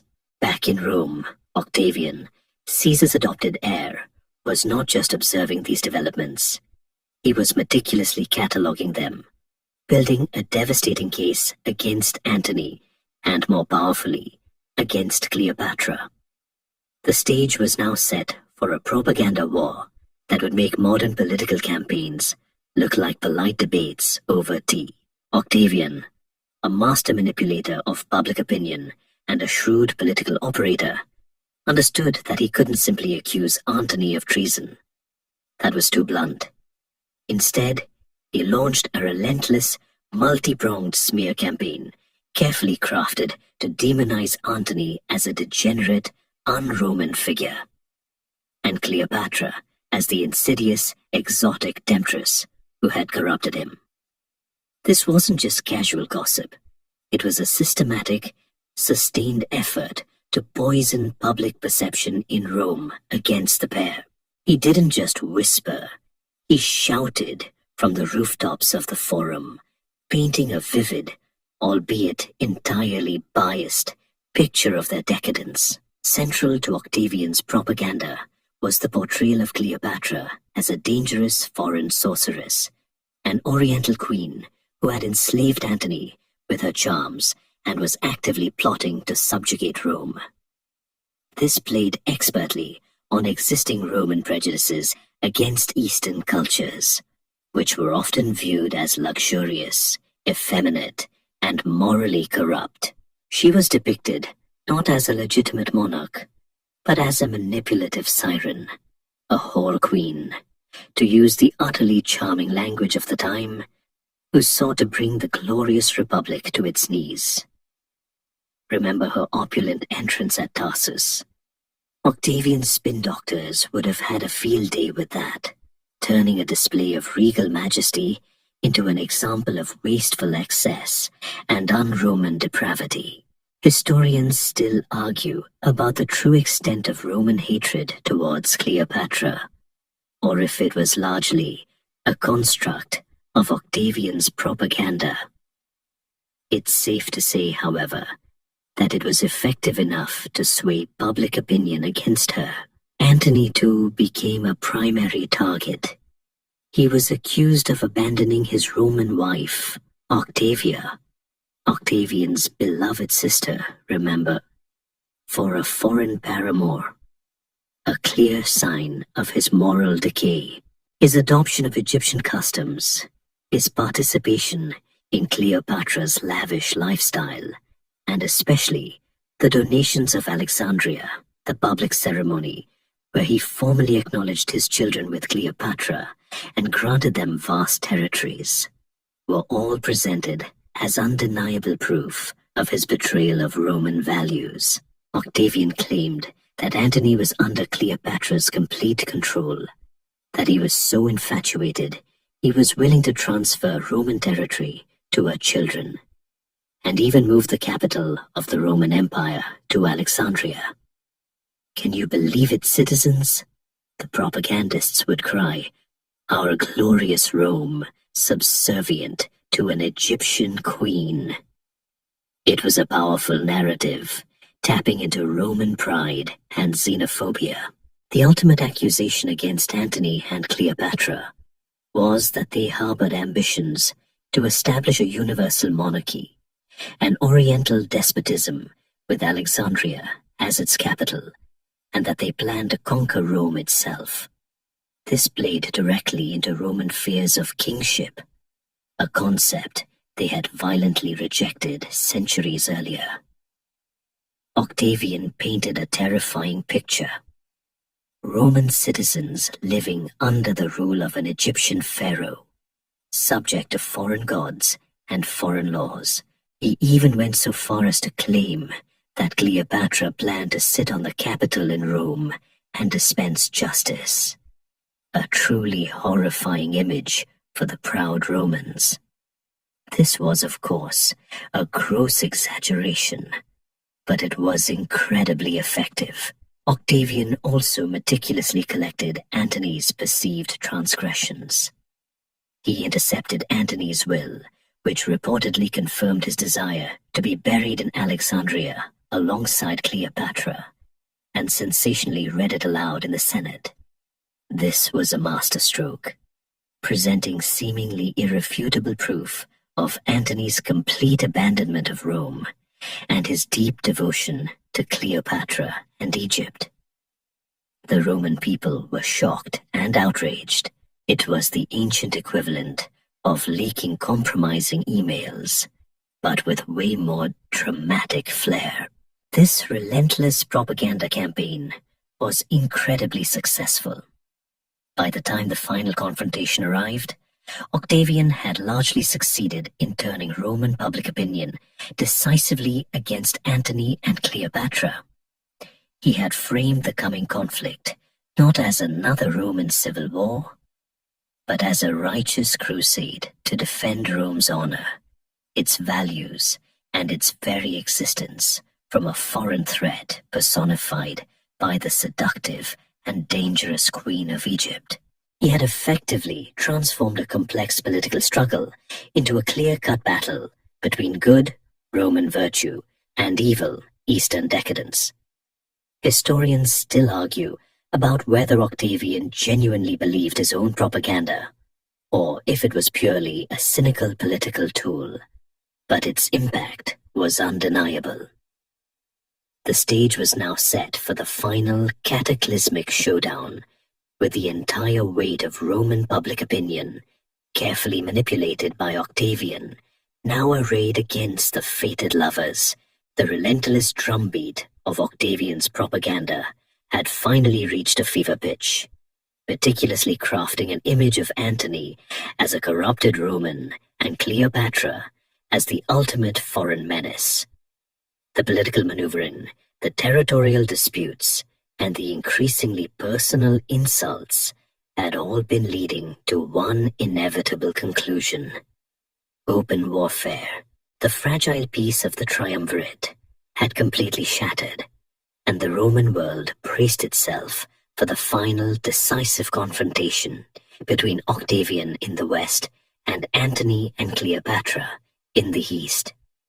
It was the ancient equivalent of two superpowers squaring off, but with way more personal drama and fewer nuclear codes. Antony, aware that conflict was unavoidable, began to gather his forces in the east. He commanded a formidable army of Roman legions, supplemented by troops from his client kingdoms and a substantial fleet. Cleopatra, for her part, brought to the table the immense wealth of Egypt, its formidable navy, and its vast resources. She was not just a financier, she was a sovereign, a co-commander in this grand, perilous venture. Her fleet, built with Egyptian timber and manned by skilled sailors, was a crucial component of their combined strength. This was her kingdom's survival at stake, and she committed fully. The strategic decision was made to confront Octavian's forces at sea. The location chosen was the Gulf of Actium, off the western coast of Greece. This wasn't a random choice. It was strategically positioned, offering a relatively protected bay for their fleet.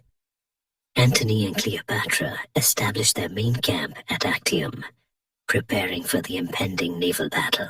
They had a larger number of ships than Octavian, but many of Cleopatra's vessels, designed for the calmer waters of the Nile and the Red Sea, were slower and heavier than the nimble Roman warships. This technical detail, historians still argue, may have been a critical factor in the battle's outcome. On September 2nd, 31st BCE, the fateful Battle of Actium unfolded. Imagine the scene. Hundreds of warships, manned by thousands of soldiers and sailors, converging on the calm waters of the Ionian Sea. The air would have been thick with the smell of sweat, fear, and the metallic tang of impending conflict. Trumpets blared, war cries echoed, and the rhythmic splash of oars filled the air.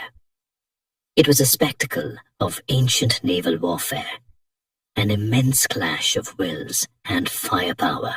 Antony commanded the center of his fleet, while Cleopatra, ever present as a co-commander and symbol of their alliance, positioned her 60 Egyptian ships in the rear, reportedly laden with the royal treasury. This placement, as we will see, would become a central point of contention and controversy. The battle itself was chaotic and brutal. Antony's heavy ships, while formidable, struggled to maneuver against Octavian's lighter, more agile vessels, commanded by his brilliant admiral, Marcus Vipsanius Agrippa. Agrippa was a tactical genius, known for his innovative naval strategies, and he expertly used his superior maneuverability to outflank and isolate Antony's larger ships. The Roman Civil War aspect meant that Romans were fighting Romans, a tragic waste of life that had characterized the preceding decades. It wasn't about patriotism. It was about loyalty to a specific leader. Then came the moment that would forever define the narrative of the battle, and indeed, the fate of Antony and Cleopatra. The controversial retreat. In the midst of the fierce fighting, Cleopatra's ships, with her aboard, suddenly hoisted their sails and broke through the battle lines, making for the open sea. Antony, seeing her fleet depart, reportedly abandoned his command ship, transferred to a faster Quinquereme, and followed her. This act has been endlessly debated by historians. Was it a prearranged strategic withdrawal, a desperate attempt to save the treasury and their lives for a later fight? Or was it a moment of panicked flight, a betrayal of his men and his cause? Roman sources, heavily biased by Octavian's propaganda, painted it as an act of cowardice, a definitive sign of Antony's emasculation by the foreign queen. He ran after his Egyptian paramour like a slave, they would have roared. Historians still argue whether Cleopatra's retreat was part of a larger plan to escape an unfavorable naval engagement and continue the war on land, or if it was a spontaneous decision to flee. There's a theory that their heavier ships were being encircled, and Cleopatra, seeing the dire situation, made a desperate dash for freedom, hoping to preserve what was left of their forces and resources. Whatever the reason, Antony's decision to follow her was catastrophic for his morale and the loyalty of his remaining forces. His fleet, left rudderless and demoralized, was eventually crushed by Agrippa. His land legions, hearing of the general's flight, largely defected to Octavian in the following days. The Battle of Actium was a decisive victory for Octavian, not just militarily, but psychologically. It marked the definitive end of Antony and Cleopatra's ambitions to establish an Eastern Empire and set the stage for Octavian's sole dominance. Their retreat to Egypt was not a strategic withdrawal. It was a desperate flight towards an uncertain future, leaving behind a ruined fleet and a rapidly collapsing army. The sun, it seemed, was beginning to set on the last great Hellenistic kingdom, and on the tragic romance that had dared to challenge the might of Rome.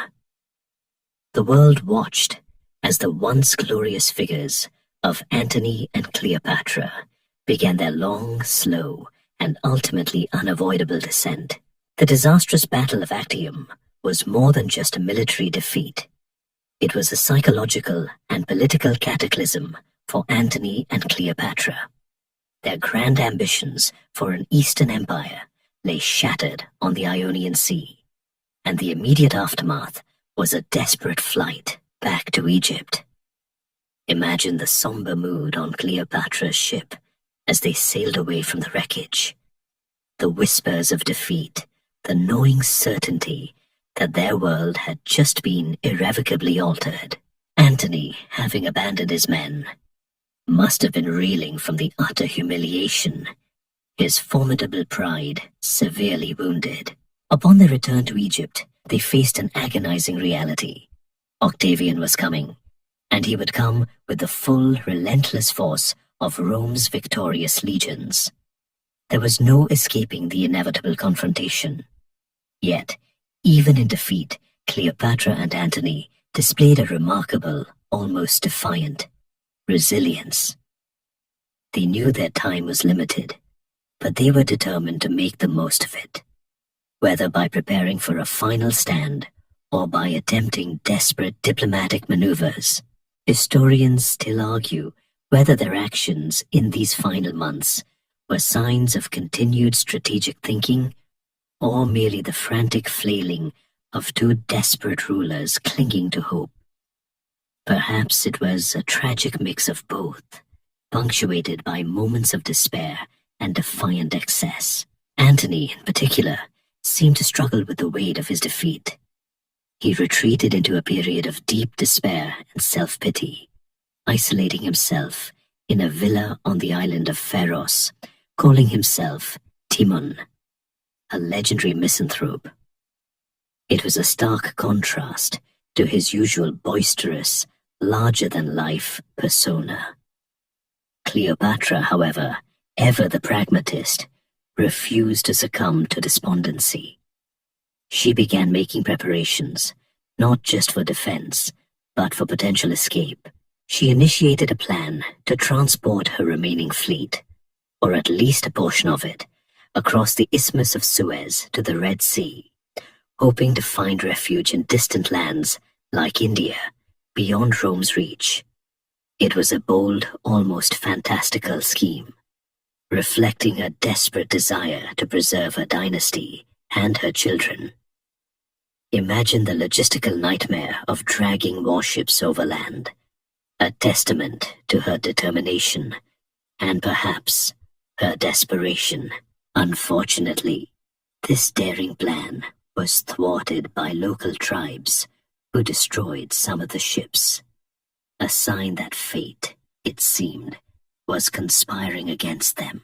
Despite these setbacks, life in Alexandria, under Cleopatra's lead, took on a surreal quality. Aware that their time might be short, they reportedly engaged in a period of lavish indulgence and defiant revelry. This wasn't necessarily a sign of frivolity. It was perhaps a conscious effort to project an image of strength and stability to their subjects and to themselves, a defiant last hurrah in the face of impending doom. They founded a new society, the Companions in Death, or Sinapothanumeni, echoing their earlier, inimitable livers. This morbid name suggests a dark humor, a resigned acceptance of their shared fate, and a determination to face it together. These were not just parties. They were acts of shared fatalism, a way to numb the gnawing fear of the inevitable. Meanwhile, Octavian was not idle. He meticulously consolidated his control over the Roman East, securing client kingdoms and ensuring no one could rally support for Antony and Cleopatra. He advanced slowly but inexorably towards Egypt, tightening the noose.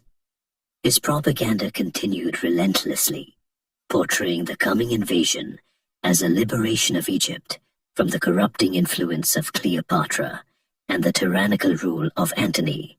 He carefully spun the narrative to frame it as a just war, designed to restore order and protect Roman honor, rather than a brutal conquest. As Octavian's forces drew closer, Antony made a final, desperate attempt to rally his remaining legions and put up a fight. He even achieved a small, temporary victory in a skirmish outside Alexandria, which briefly lifted his spirits and those of his loyalists. This brief flicker of hope, however, was quickly extinguished. The vast majority of his land forces, demoralized and recognizing the futility of continued resistance, began to defect to Octavian. The end was clearly in sight. In the face of this overwhelming threat, Cleopatra also engaged in desperate diplomatic maneuvers. She secretly sent messages to Octavian, attempting to negotiate. She offered to abdicate in favor of her children, promising to step aside if he would guarantee their safety and the continuation of the Ptolemaic dynasty. Octavian, ever the shrewd pragmatist, responded, but his terms were simple and unyielding. Cleopatra must surrender unconditionally, and Antony must be handed over. He refused to give any guarantees regarding her children, though he hinted that if she delivered Antony to him, her own life might be spared. It was a cruel, calculated offer, designed to sow discord between the doomed lovers. Historians still argue about the precise details of these secret negotiations, but it's clear that Cleopatra tried every avenue, however desperate, to save her kingdom and her family. But Octavian had tasted victory, and he wanted absolute, unequivocal triumph. The stage was set for the final, heartbreaking collapse of their world. The final act of this grand tragedy was upon them, with Octavian's legions closing in on Alexandria, and their own forces dwindling rapidly due to desertions. Antony and Cleopatra faced their ultimate reckoning. The defiant revelry and desperate schemes of the past months now gave way to a grim reality. The city of Alexandria, once a beacon of Hellenistic splendor, was about to become the backdrop for the final heartbreaking downfall of the last pharaoh of Egypt and the Roman triumvir who had chosen love over empire. Imagine the palpable tension in the air, the fear mixed with a defiant sense of doom, as the shadow of Rome loomed larger with each passing day. As Octavian's forces arrived at the gates of Alexandria in early August of 30 BCE, the situation became utterly hopeless for Antony. His last remaining units, demoralized and outnumbered, put up a token resistance. His fleet, what was left of it, sailed out to meet Octavian's navy, but in a final devastating blow, they either surrendered or actively defected to Octavian's side without a fight. This betrayal was the ultimate humiliation for Antony, a testament to how completely his power and influence had eroded. His land forces, witnessing the naval defection, also abandoned him en masse. It was a complete collapse, a rapid unraveling of everything he had built. Antony, broken and utterly defeated, retreated to the palace. In a moment of utter despair and confusion, he received a false report that Cleopatra had committed suicide. This, perhaps, was the final straw for a man whose life had been defined by grand ambitions and profound losses. Believing his beloved queen was dead, and unwilling to face the humiliation of capture by Octavian, Antony decided to take his own life. He attempted to fall on his sword, but, in a rather tragically pathetic moment, he botched the attempt. The blade inflicted a wound, but it was not immediately fatal. Historians still argue whether his first attempt was truly a botched suicide or a cry for help. But the outcome was the same: a slow, agonizing demise. In agonizing pain, Antony learned that Cleopatra was, in fact, still alive, having barricaded herself in the monument she had constructed, a magnificent tomb designed to protect her and her treasury, not an actual place of death. He begged to be taken to her, to die in her arms. His loyal attendants, with immense effort, carried the dying Antony to the monument. Unable to open the heavy doors, Cleopatra and her two handmaidens reportedly hauled the mortally wounded Antony up to the window with ropes, a truly dramatic and heartbreaking scene. Imagine the desperation, the sheer physical effort, as they pulled his heavy frame upwards. He bled out in her arms, exchanging a final whispered farewell. He died on August 1st, 30 Hoxes BCE, bringing a tragic end to one of the most powerful and flamboyant figures of the Roman world. Cleopatra, now utterly alone and surrounded by Octavian's victorious forces, was captured shortly after Antony's death. Octavian, ever the calculating pragmatist, immediately secured her person and her treasury. His primary goal was to parade her in his triumphal procession back in Rome, a clear symbol of his ultimate victory over the East and the vanquishing of his most potent rival. He wanted to display her as a trophy, a tangible representation of his triumph. He placed her under close guard, ensuring she had no means to escape or take her own life, even assigning his freedman Epaphroditus to watch her constantly. It was a gilded cage, but a cage nonetheless. During her captivity, Cleopatra reportedly attempted one final desperate diplomatic gamble. She sent messages to Octavian requesting an audience. When granted, she used every ounce of her famous charm, intellect, and regal presence to try and sway him. She presented him with a detailed account of Egypt's treasury, deliberately holding back some items to create a sense of intrigue. She appealed to his mercy, speaking of her children and the future of her dynasty. She was trying to negotiate, to find any way to preserve some semblance of power for her offspring, or at least ensure their survival. Historians still argue about the true nature of their conversations. Did she genuinely try to seduce him, or was it purely a political performance?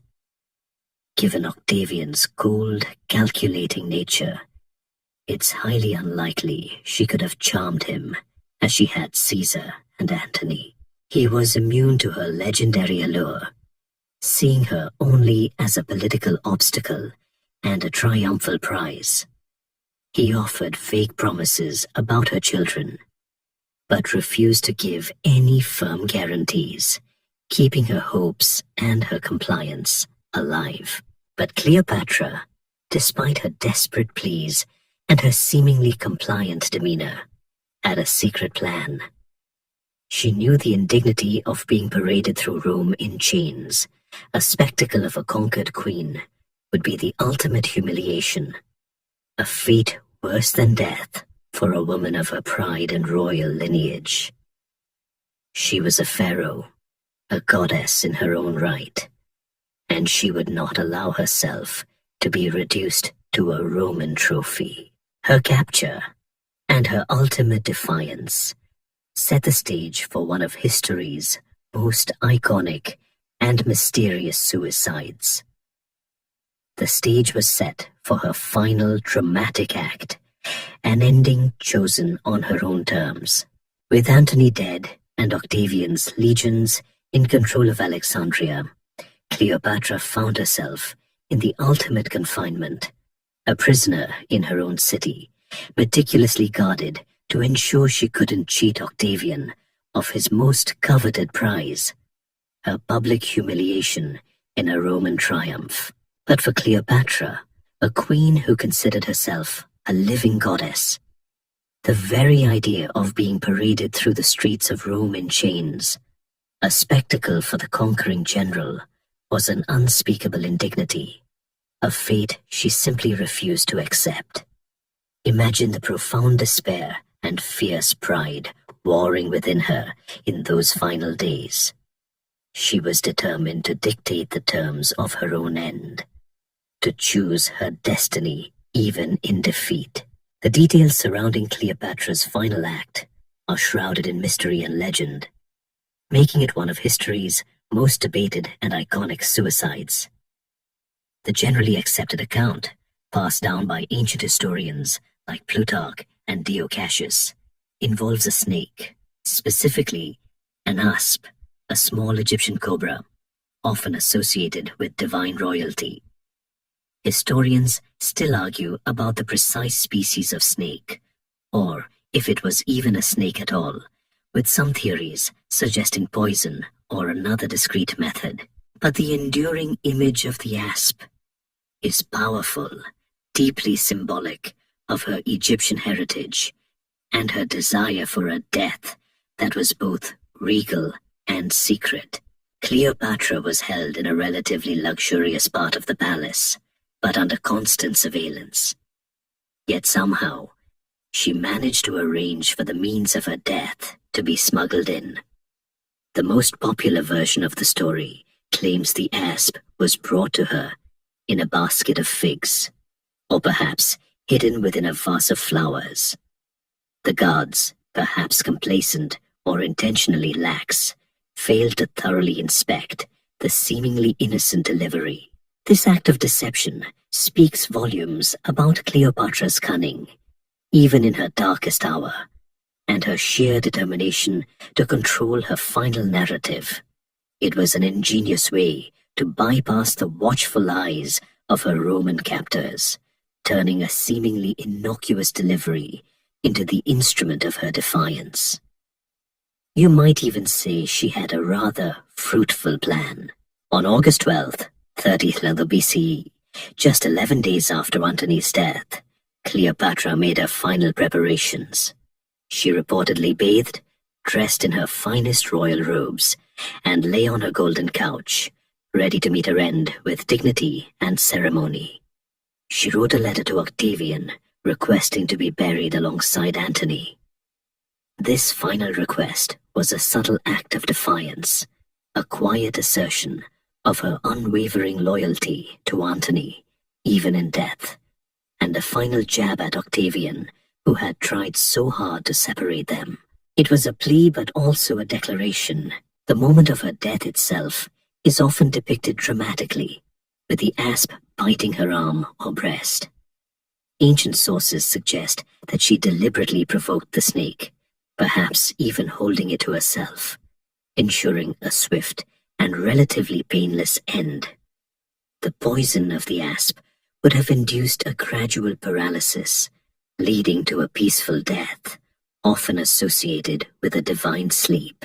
This method allowed her to die with the regal composure she so desperately desired, avoiding the brutal public spectacle that Octavian had intended. When Octavian's guards finally realized what was happening, bursting into her chambers, they found her lifeless, with her two loyal handmaidens, Iras and Charmian, either already dead or dying by her side, choosing to follow their queen into eternity. Charmian as she lay dying, reportedly straightened Cleopatra's diadem, a final gesture of devotion and defiance. "It is well done, and fitting for the descendant of so many kings," she is said to have uttered, perfectly summing up Cleopatra's pride. Cleopatra's suicide achieved its intended purpose. She denied Octavian the ultimate prize of parading her in his triumph. While her treasures and her children, Caesarion, Alexander Helios, and Cleopatra Selene, were indeed brought to Rome, the absence of the living, breathing Queen of Egypt diminished the spectacle for Octavian. He was reportedly both frustrated and perhaps a little impressed by her final act of defiance. He ultimately granted her wish to be buried alongside Antony, a testament to his grudging respect for her spirit, or perhaps a pragmatic decision to avoid further unrest in Egypt. Her death marked the official end of the Ptolemaic dynasty, a lineage that had ruled Egypt for nearly 3 centuries. With Cleopatra gone, Egypt became a direct Roman province, administered by a prefect appointed by the Roman emperor. Its vast wealth and grain supplies were now firmly under Rome's control, a crucial resource that would sustain the Roman Empire for centuries to come. The era of independent pharaohs was over, a millennia-long chapter of history closed forever. Historians still argue about the long-term impact of Egypt's annexation on the Roman Empire. Did its wealth contribute to Roman stability, or did it merely fuel further imperial ambitions? It certainly made Rome richer. Cleopatra's decision to choose her own death, rather than endure the humiliation of a Roman triumph, cemented her legendary status. It transformed her from a defeated queen into a defiant symbol of pride and independence. Her final act, shrouded in ancient mystique, ensured that she would be remembered not as Octavian's captive, but as the formidable Queen of Egypt who defied Rome to the very end. This tragic yet powerful conclusion became the bedrock of her enduring myth, securing her place in history as one of its most enigmatic and captivating figures. So, the last pharaoh of Egypt, Cleopatra VII, Cleopatra, met her chosen end, denying Octavian the ultimate spectacle of her humiliation. Her death, on August 12th, 30th BCE, wasn't just the end of a remarkable life. It was the definitive end of the Ptolemaic dynasty, a Greek-Macedonian lineage that had ruled Egypt for nearly 3 centuries. This moment marked a monumental turning point in ancient history. Egypt, a land of ancient gods, pharaohs, and unparalleled wealth, ceased to be an independent kingdom and officially became a Roman province. Imagine the quiet solemnity in Alexandria, a city that had been the heart of a vibrant empire, now awaiting its new Roman masters. With Cleopatra gone, Octavian wasted no time in fully integrating Egypt into the burgeoning Roman Empire. He understood the immense strategic and economic value of Egypt. Its fertile Nile Delta was the breadbasket of the ancient world, producing vast quantities of grain crucial for feeding Rome's massive population. Its immense wealth, accumulated over millennia, was a much-needed boost to the Roman treasury, depleted by decades of civil war. Octavian appointed a Roman prefect, Gaius Cornelius Gallus, to govern Egypt, signaling that this was no ordinary province. Egypt was treated as his personal domain, reflecting its unique importance and his desire to keep its immense resources directly under his imperial control, rather than allowing it to be managed by the Senate. It was like acquiring the world's largest, most lucrative private farm. The annexation of Egypt brought about profound changes. The Ptolemaic administrative structure, largely Greek in nature, was slowly replaced by Roman systems. Roman legions were stationed permanently in the country to maintain order and secure the lucrative grain shipments. Alexandria, while retaining its status as a major intellectual and commercial hub, now operated under Roman authority. The vast library of Alexandria, though it had suffered damage during Caesar's time, continued to attract scholars. But its glory days as the unparalleled center of learning gradually waned under Roman rule. Historians still argue about the precise timeline and extent of the library's decline, with some blaming further fires and others pointing to a more gradual shift in intellectual focus. The fate of Cleopatra's children was, of course, a poignant and tragic chapter in this transition. Caesarion, her son by Julius Caesar, was seen by Octavian as the most significant threat. He was Caesar's only biological son, a living symbol of the monarchical legacy Octavian was so keen to appropriate and sanitize for his own political narrative. Caesarion had been sent by Cleopatra towards India, perhaps as a final desperate escape attempt, but he was lured back by his tutor, Rhodan, who believed Octavian might spare him. This was a fatal miscalculation. Upon his return, Octavian, on the advice of his close confidant, Arrius Didymus, "Too many Caesars is not a good thing," ordered Caesarion's execution. It was a cold, calculated act to remove any potential rival to his claim as Caesar's sole heir. The young prince, barely 17, met a quiet, brutal end, forever silencing the direct bloodline of Julius Caesar. A rather chilling, pragmatic approach to political inheritance, wouldn't you say?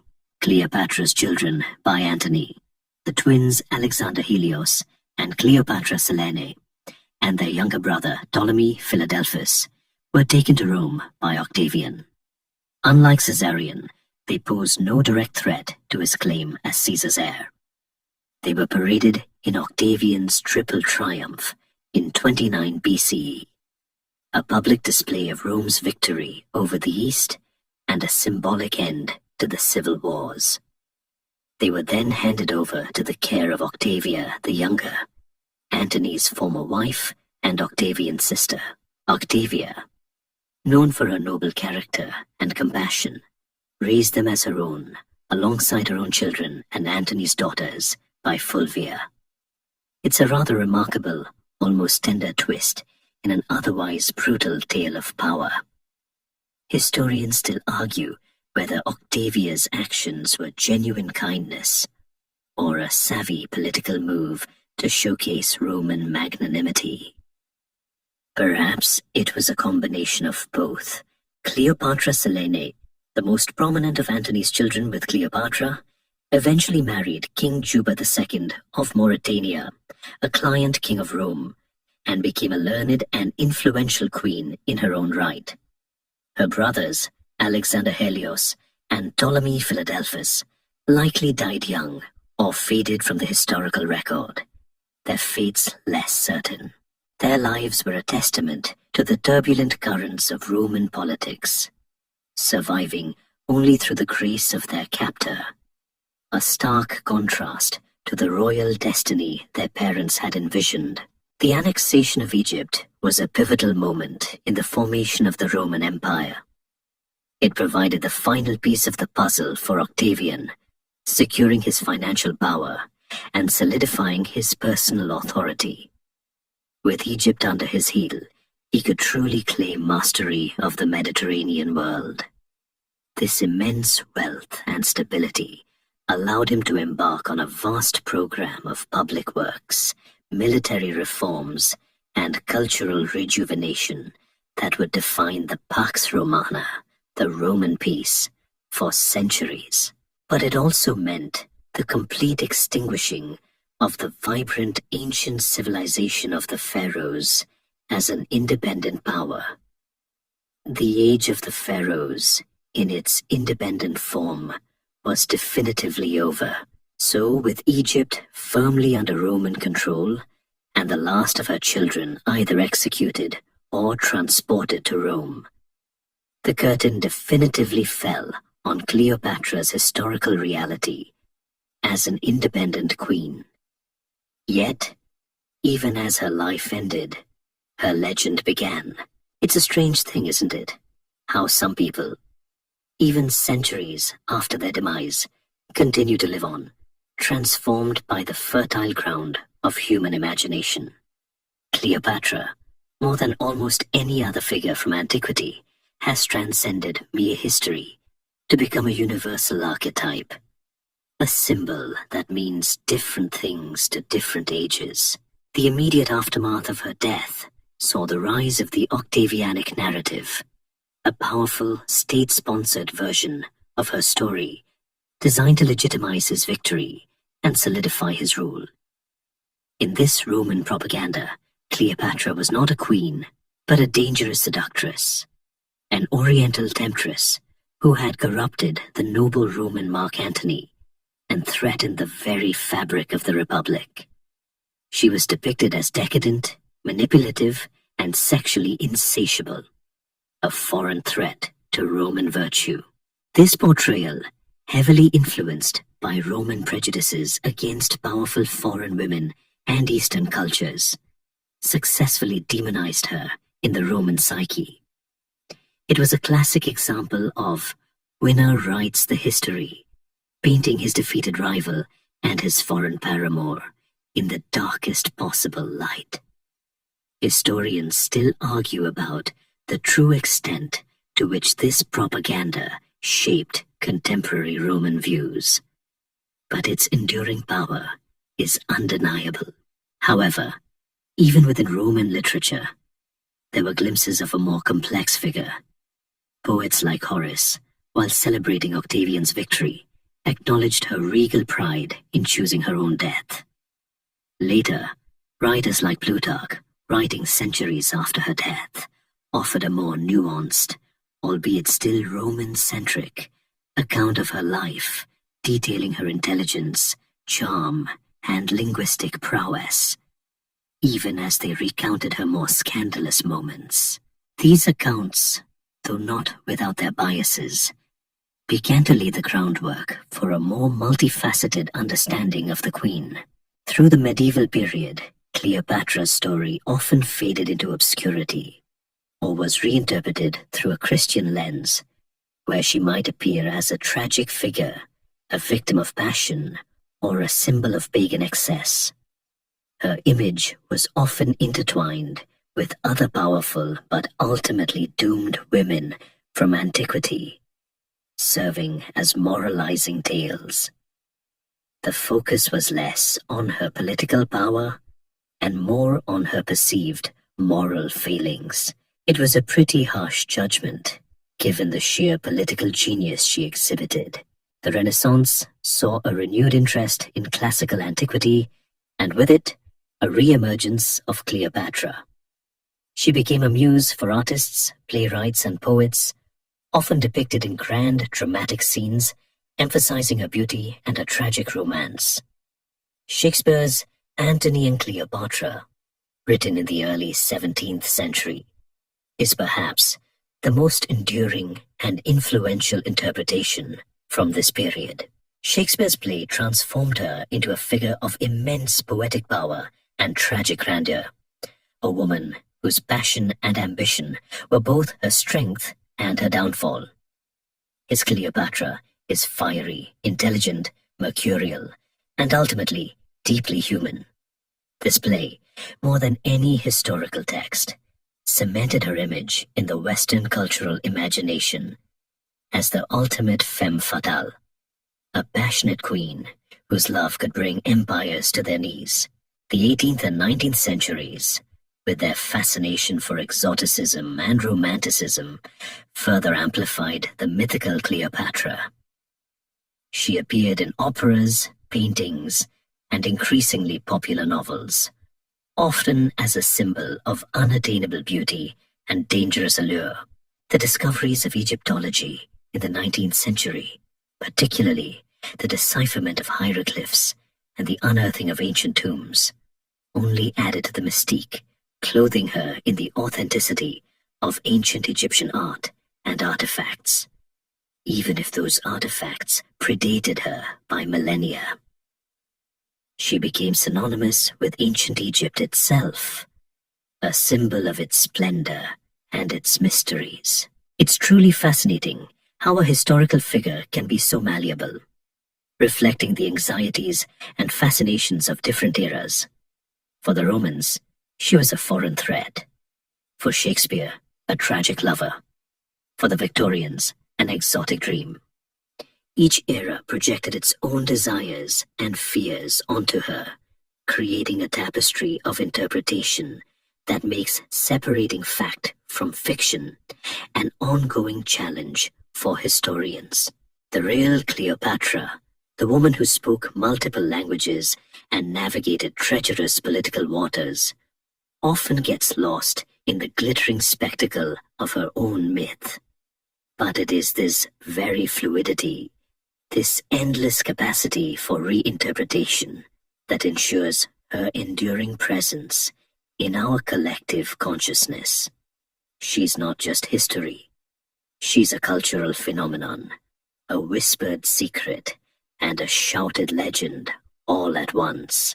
The enduring myth of Cleopatra, born from Roman propaganda and later embellished by countless artistic and literary interpretations, continued its captivating journey into the 20th and 21st centuries, taking on new forms and reflecting modern sensibilities.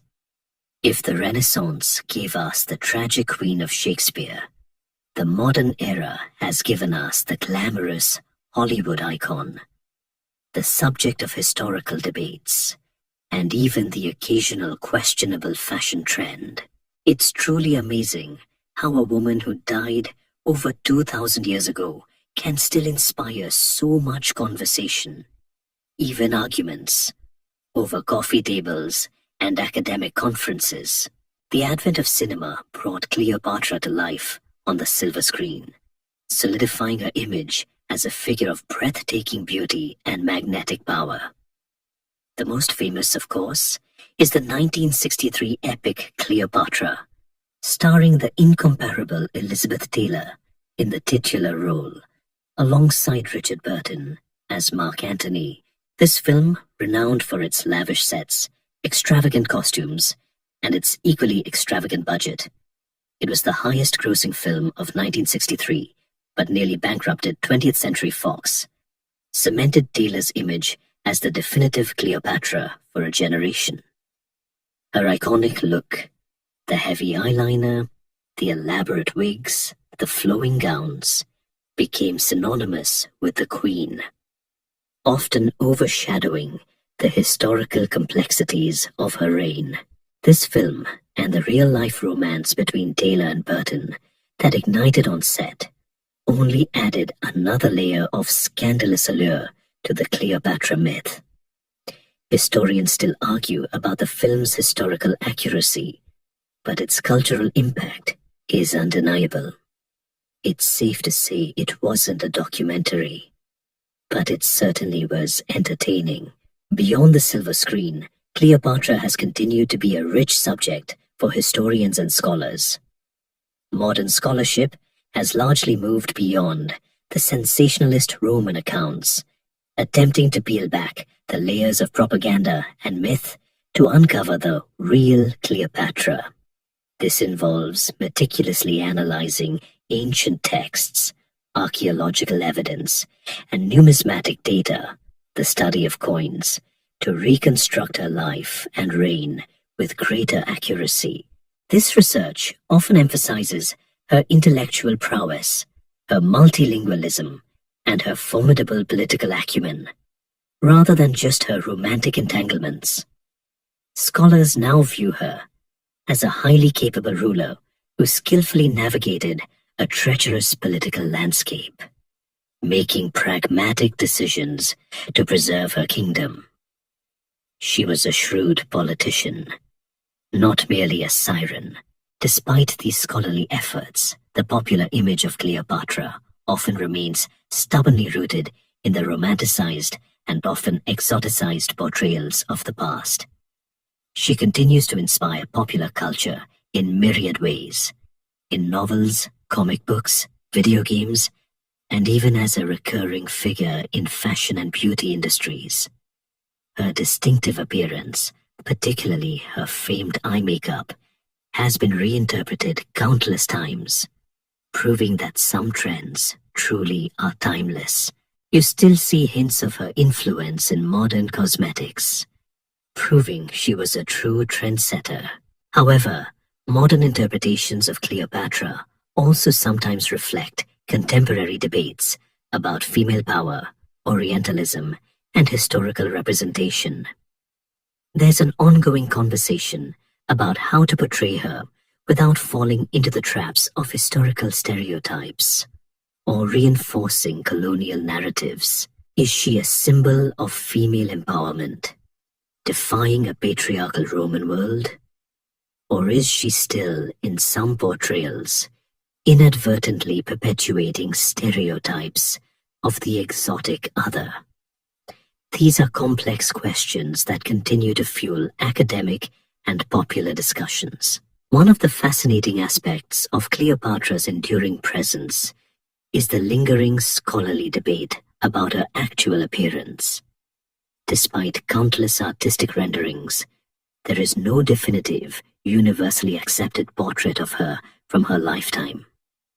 The coins minted during her reign provide some clues, often depicting a woman with a prominent nose, a strong chin, and a somewhat stern expression, quite different from the delicate beauty often portrayed in Hollywood.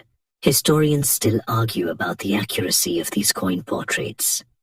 Were they idealized or realistic? This ambiguity only adds to her mystique, allowing each generation to project its own ideal onto her. It's like a historical Rorschach test, where everyone sees a different queen. In essence, Cleopatra has become a canvas upon which different eras paint their fascinations and anxieties. She embodies the allure of ancient Egypt, the drama of Roman power struggles, and the timeless complexities of love and ambition. Her story continues to be retold, reinterpreted, and reimagined because it touches upon universal themes: power, seduction, betrayal, and the desperate fight for survival. She remains stubbornly, gloriously, and sometimes controversially one of history's most fascinating, unsolved puzzles. A queen whose myth continues to live and breathe long after her mortal coil returned to dust. As we delve deeper into Cleopatra's enduring myth, it's crucial to circle back to the geographical heart of her story, Egypt itself. With her death, the ancient land of the pharaohs underwent its most profound transformation in millennia, shifting from an independent kingdom, albeit one heavily influenced by Rome, to a direct province of the burgeoning Roman Empire. This was no mere change of overlord. It was a fundamental reorientation of Egypt's political, economic, and cultural identity. Imagine, if you will, the slow, grinding machinery of imperial bureaucracy replacing the vibrant, sometimes chaotic, court life of the Ptolemies. Octavian, now the undisputed master of the Roman world, understood the immense significance of Egypt. He treated it not as a regular senatorial province, but as his personal domain, an imperial possession. He appointed a prefect from the equestrian order, a class below senators, to govern Egypt, directly accountable to him alone. This highly unusual arrangement was designed to prevent any ambitious Roman senator from using Egypt's immense wealth and grain supply as a base for their own power, a lesson clearly learned from Antony's ambitions. It was a strategic move that concentrated immense economic power directly in Octavian's hands, solidifying his authority as the future emperor. He essentially put a velvet rope around Egypt, declaring it strictly VIP access only for himself. The immediate impact on Egypt was economic. The vast revenues from its fertile lands, particularly the annual grain harvest, were now diverted directly to Rome. This grain, critical for feeding the Roman populace, became a cornerstone of Octavian's popular support and a symbol of his ability to provide for the empire. Egypt effectively became Rome's personal breadbasket, ensuring stability and preventing food riots in the capital. While this brought a certain degree of Roman order and infrastructural development, it also meant that Egypt's immense wealth was primarily exploited for the benefit of Rome, rather than for the development of its own people or the flourishing of its unique culture. Historians still argue whether Roman rule, despite its exploitative nature, brought a period of greater stability and prosperity to the average Egyptian farmer, or simply replaced one form of foreign rule with another. The truth, as always, is likely complex. Culturally, Roman rule brought a gradual Hellenistic Romanization of Egypt. While the Romans generally respected Egyptian religious traditions, often even incorporating Egyptian deities like Isis into their own pantheon, the dominant cultural force shifted. Greek remained the language of administration and scholarship in Alexandria, but Latin gained prominence in official circles. Roman law began to overlay Egyptian customs, and Roman architectural styles gradually influenced local building. However, the ancient Egyptian traditions, particularly in religion and art, proved remarkably resilient. Temples continued to be built in the traditional Egyptian style, and the worship of local gods persisted, often alongside new Roman cults. It was a fascinating blend of cultures, sometimes harmonious, sometimes clashing, like a Roman gladiator suddenly finding himself attending a pharaonic feast. The Roman presence also meant a significant military occupation. Roman legions were permanently stationed in Egypt, not only to secure the grain supply, but also to deter any potential rebellions or external threats from the south, Nubia, or the east.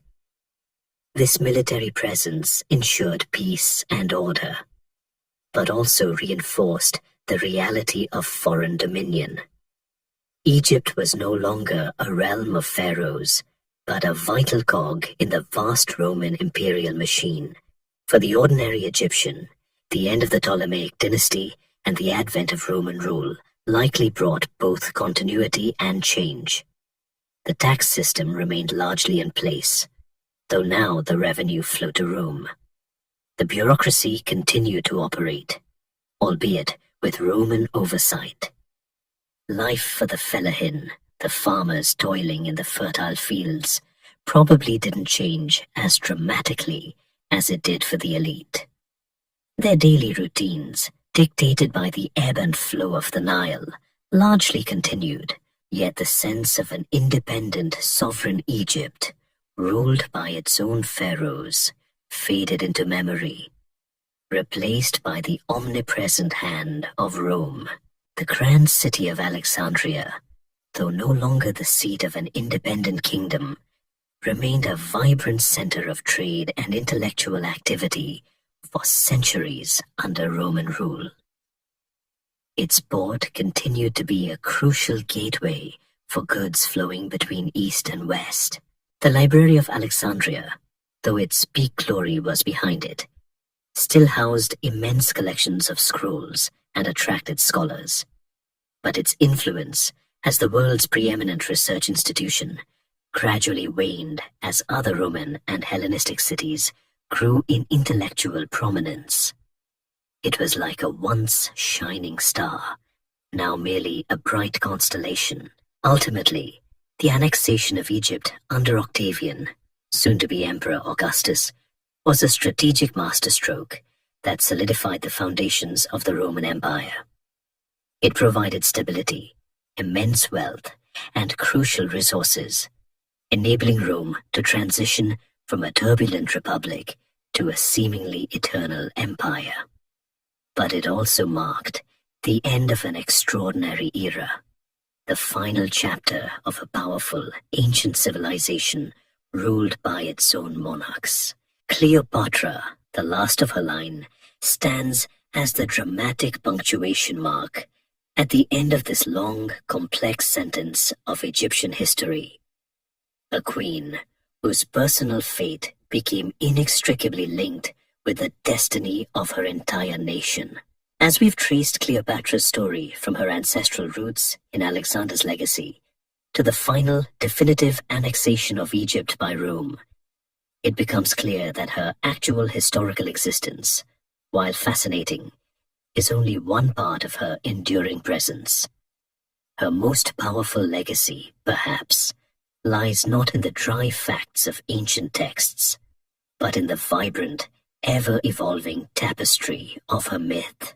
It's astonishing how a figure from over 2 millennia ago can still spark debates, inspire art, and even drive modern headlines. Imagine trying to explain to the actual Cleopatra that in the future people would argue about her nose on little screens in their pockets. The core of Cleopatra's myth is a potent blend of power, beauty, and tragedy, often infused with a heavy dose of exoticism and romance. For centuries, she has been the ultimate femme fatale, the irresistible temptress who could bend mighty Roman generals to her will. This image, as we discussed, was heavily crafted by Octavian's propaganda, which needed to paint Antony's actions not as political ambition, but as a shameful surrender to foreign, effeminate corruption. This narrative, however unfair to the real Cleopatra's intelligence and political acumen, was incredibly sticky. It imprinted itself on the Western imagination, becoming the default lens through which she was viewed. Historians still argue about the true origins of the femme fatale archetype and how much Cleopatra influenced its development. Literature, as we've touched upon, played a pivotal role in solidifying this myth. Shakespeare's Antony and Cleopatra, 1607, transformed her into a character of immense psychological depth and poetic grandeur.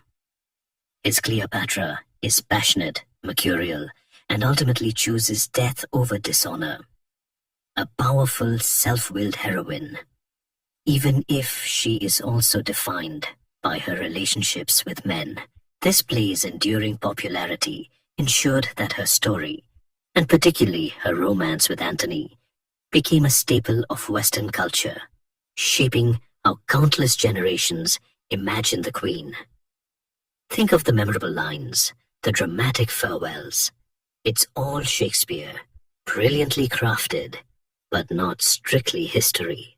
Beyond Shakespeare, countless other writers, from Dryden to Shaw, continued to reinterpret her story, each adding their own layer to the myth. Her allure resonated across different eras because it touched upon timeless themes: the intoxicating power of love, the corrupting influence of ambition, the clash of East and West, and the tragic inevitability of fate. She became a canvas for exploring forbidden desires, exotic fantasies, and the ultimate price of political gambles. The visual arts, too, seized upon Cleopatra's dramatic life. From neoclassical paintings depicting her seductive encounters with Caesar and Antony, to opulent Victorian canvases showcasing her lavish lifestyle and dramatic suicide, artists found endless inspiration in her story. These works often emphasized her beauty, her dramatic costumes, and the sensual allure of ancient Egypt, further cementing her image as an exotic enchantress. The more fantastical, the better. You could almost hear the painters muttering, "Needs more gold?"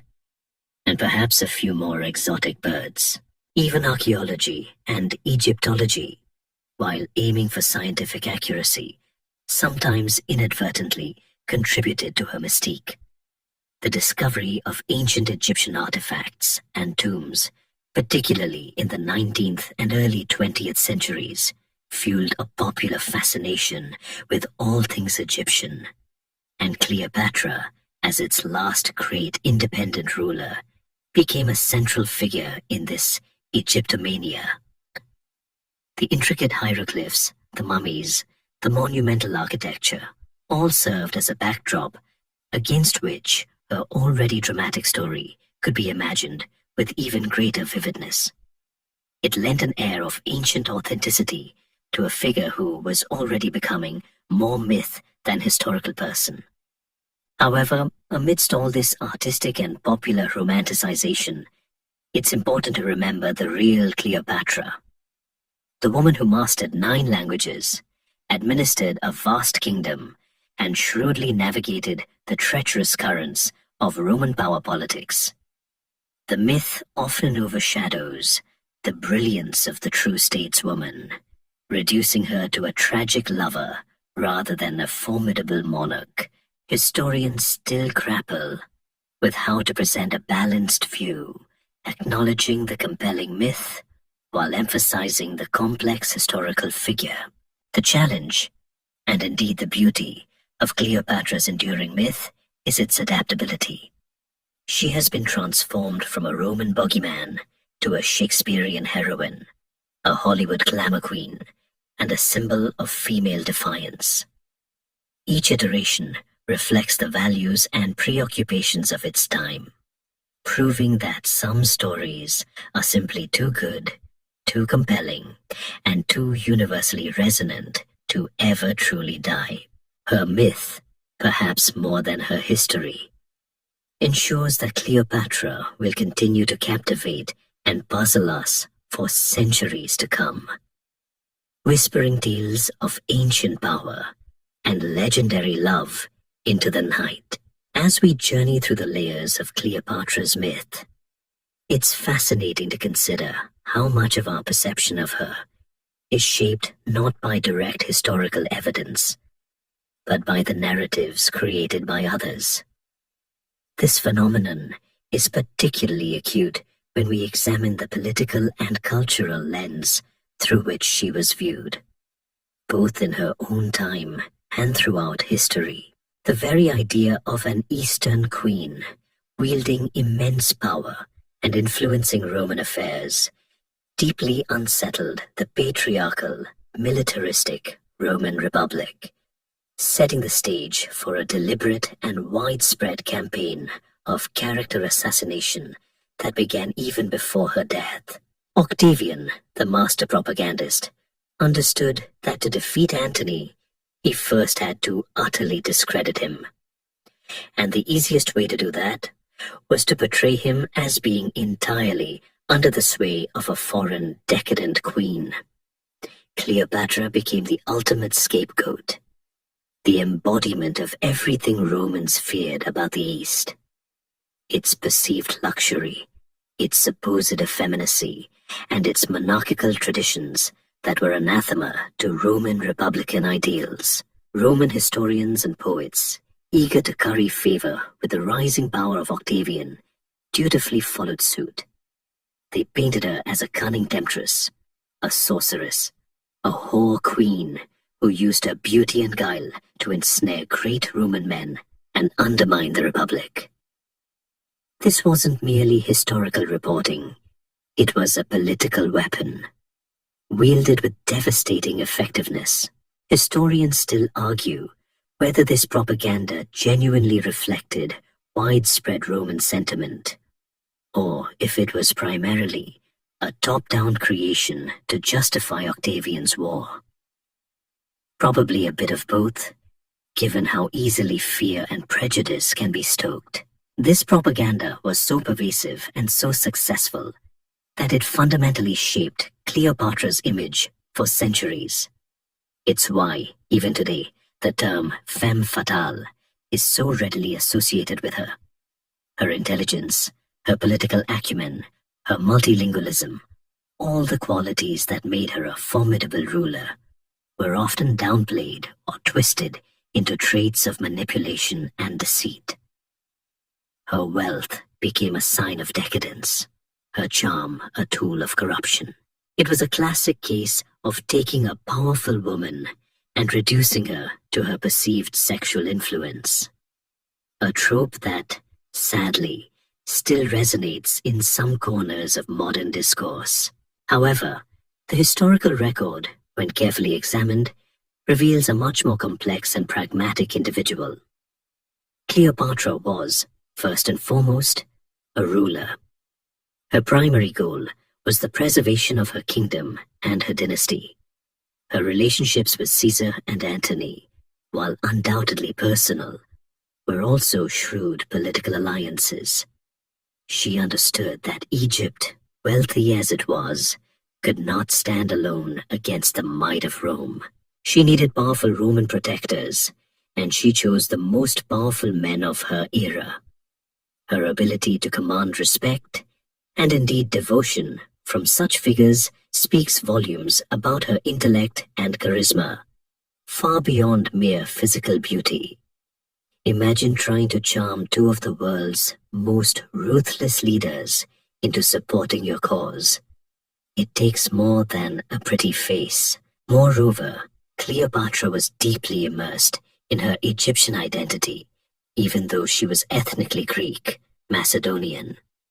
She learned the Egyptian language, participated in Egyptian religious rituals, and presented herself as a living goddess, often associated with Isis, the ancient Egyptian deity of motherhood, magic, and fertility.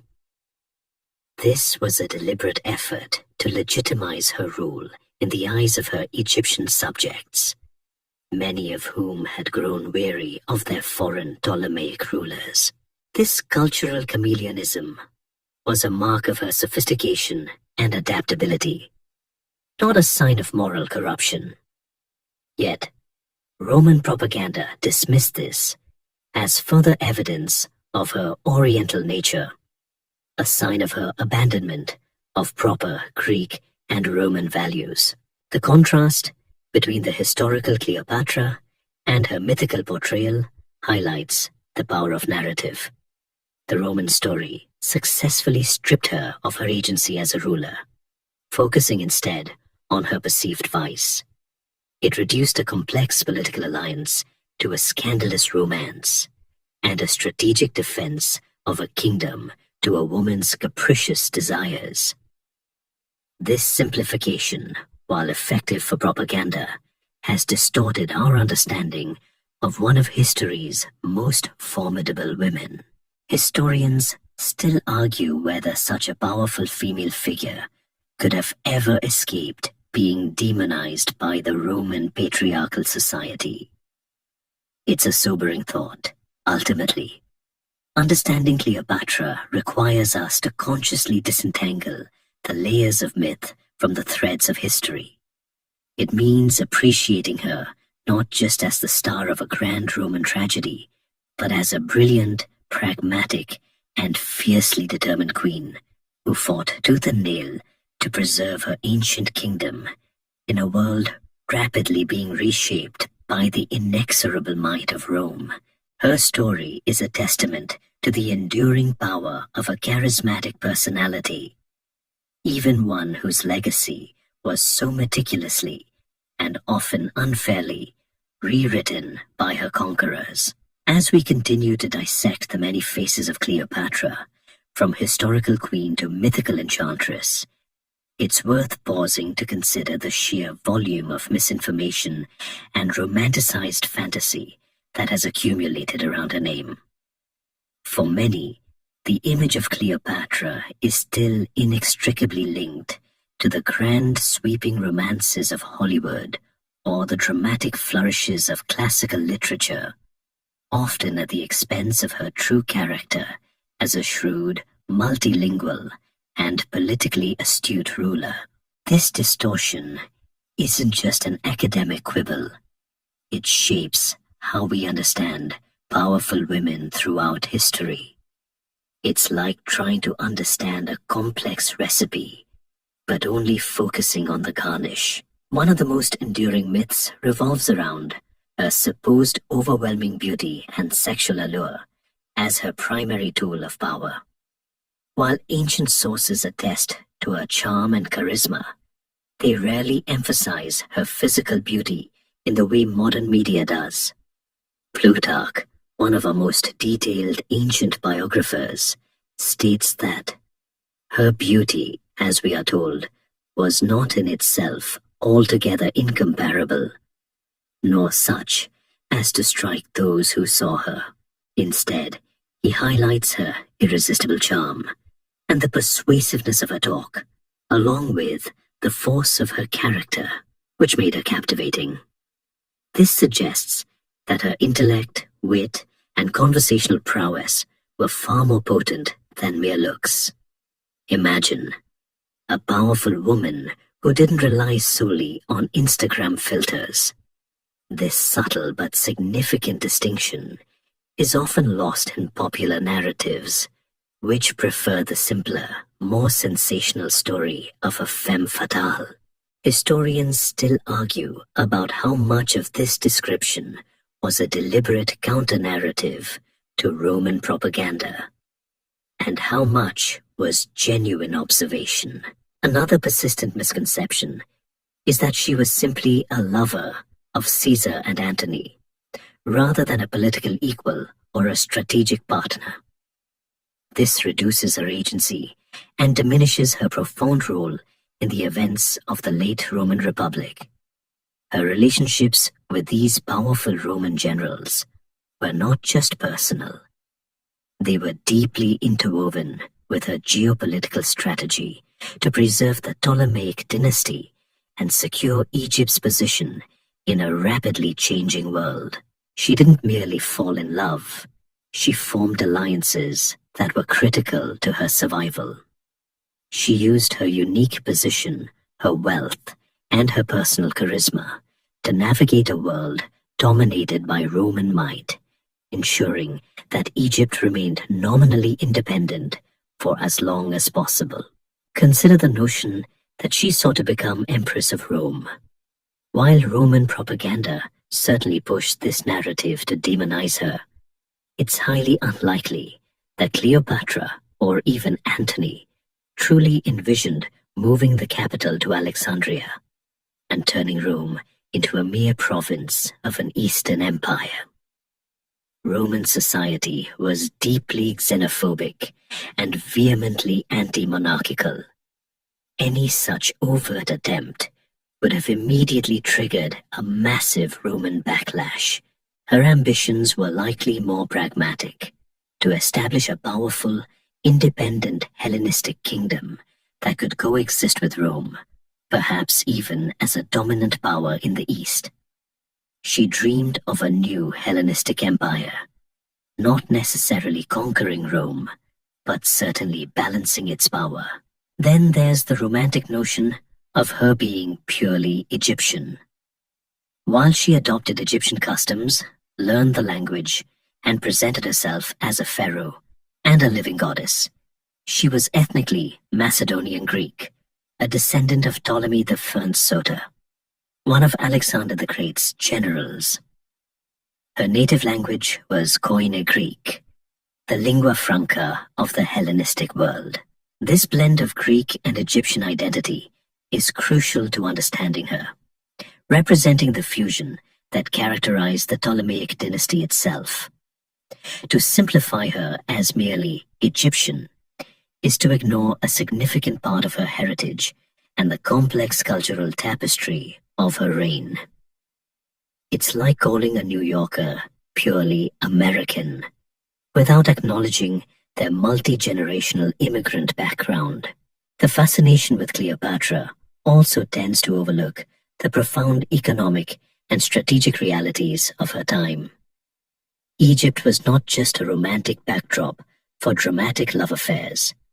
It was a geopolitical prize, a staggeringly wealthy nation whose grain supply was essential for feeding the Roman populace. Her battles and alliances were not just personal dramas. They were high-stakes geopolitical maneuvers over vast resources and regional dominance. The stakes were immensely high, and her choices had continent-spanning consequences. Ultimately, by critically examining the layers of myth, we gain a deeper appreciation for the historical Cleopatra, a formidable ruler who fought valiantly to maintain her power and the independence of her kingdom in the face of an unstoppable Roman tide. She was a woman of immense intelligence, ambition, and resilience, who dared to challenge the most powerful men of her age. Her story is not just a tragic romance. It is a testament to extraordinary leadership and a reminder that history is often far more complex and far more interesting than the simplistic narratives we sometimes prefer. We've journeyed through the triumphs and tragedies of Cleopatra, navigated the treacherous waters of Roman politics, and peeled back the layers of myth that have accrued around her name. Now, as our bedtime history draws to a close, let's take a final moment to reflect on the woman herself, the lasting echoes of her choices, and the profound impact she had on the ancient world and on our imagination. Imagine the whispers of the wind sweeping across the sands of Egypt, carrying her story through the centuries, sometimes clear, sometimes distorted. Cleopatra was, without a doubt, a force of nature. Born into a dynasty teetering on the brink of collapse, she inherited not a stable kingdom, but a viper's nest of familial intrigue and crippling debt. Yet, against all odds, she managed to not only reclaim her throne multiple times, but also to sustain Egypt's independence for nearly 2 decades in the face of an ever-expanding Roman Republic. This wasn't merely luck. It was a testament to her extraordinary intelligence, her diplomatic prowess, and her unshakable will to survive. Historians still argue whether her reign merely prolonged the inevitable, or if she truly held the potential to carve out a lasting, independent empire in the East. Perhaps she did, if only fate had been kinder, or Roman ambition less insatiable. Her greatest strength lay in her adaptability and her ability to connect with diverse peoples. She wasn't just a Greek queen, she was a pharaoh who embraced Egyptian culture, spoke its language, and presented herself as a living deity. This allowed her to command the loyalty of her subjects in a way few of her Ptolemaic predecessors could. And then, there was her uncanny ability to charm and influence the most powerful men of her age, Julius Caesar and Mark Antony. This wasn't just about beauty, as we've discussed. It was about engaging them on an intellectual and strategic level, becoming indispensable partners in their ambitions. She was a master of statecraft, playing a high-stakes game of international diplomacy with a skill rarely seen in any era, let alone from a young woman in the ancient world. You could say she was truly a polyglot politician, with a knack for making powerful friends. Yet her story is also a profound tragedy. For all her genius and determination, she ultimately could not defy the relentless march of Roman expansion. She gambled everything on her alliances with Caesar and Antony, tying her fate inextricably to theirs. When Caesar fell to an assassin's dagger, and Antony succumbed to Octavian's calculated ruthlessness, Cleopatra's world, and with it, independent Egypt, crumbled. Her final defiant act of suicide, designed to deny Octavian his ultimate triumph, cemented her image as a proud, unconquerable queen. But it also marked the end of a glorious, millennia-long chapter of Egyptian history. It's a stark reminder that even the most formidable individuals can be overwhelmed by larger historical forces. Her children, caught in the devastating aftermath of their parents' choices, bore the brunt of Rome's cold pragmatism. Caesarion, the little Caesar, was executed to eliminate any rival claim to Caesar's legacy. Her children with Antony, though spared their lives, became symbols of Roman victory, paraded through the streets of Rome before being absorbed into the Roman aristocratic sphere. Their fates were a poignant illustration of the brutal price of imperial conquest and the finality of Rome's triumph. Cleopatra's legacy, therefore, is a complex tapestry woven from historical fact, political propaganda, and artistic reimagining. She remains a compelling figure precisely because she embodies so many timeless dichotomies: power versus vulnerability, love versus ambition, East versus West, defiance versus defeat. She challenges us to look beyond simplistic narratives and to appreciate the multifaceted nature of human experience and the powerful forces that shape history. Her myth, continuously reshaped by each generation, speaks to our own fascinations, our enduring interest in powerful women, forbidden romances, and the allure of ancient civilizations.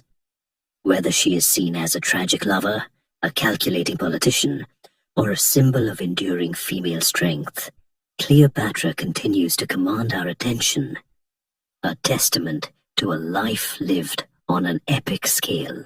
As the sun sets on our historical journey and the stars begin to twinkle, remember Cleopatra not just as a queen, but as a woman who, against overwhelming odds, dared to dream of an empire whose brilliance shone brightly and whose story continues to whisper through the ages. And so, the epic tale of Cleopatra, the last pharaoh, gently comes to its rest. Feel the weight of history settle softly around you, like the ancient sands drifting over forgotten monuments. Her story, a river flowing through time, has carried us through grand palaces and desperate battles, through whispers of love and shouts of betrayal, leaving ripples across millennia. Imagine the soft glow of the Alexandrian lighthouse, now a distant memory, guiding ships to a port that once pulsed with her vibrant presence. Her voice, speaking many tongues, now blends into the quiet hum of the universe. The echoes of her laughter, her commands, her final defiant breath, all fade into the tranquil stillness of the past. As the long night deepens, let the fascinating enigma of this queen, a woman who dared to stand against the tide of history, settle into the quiet corners of your mind.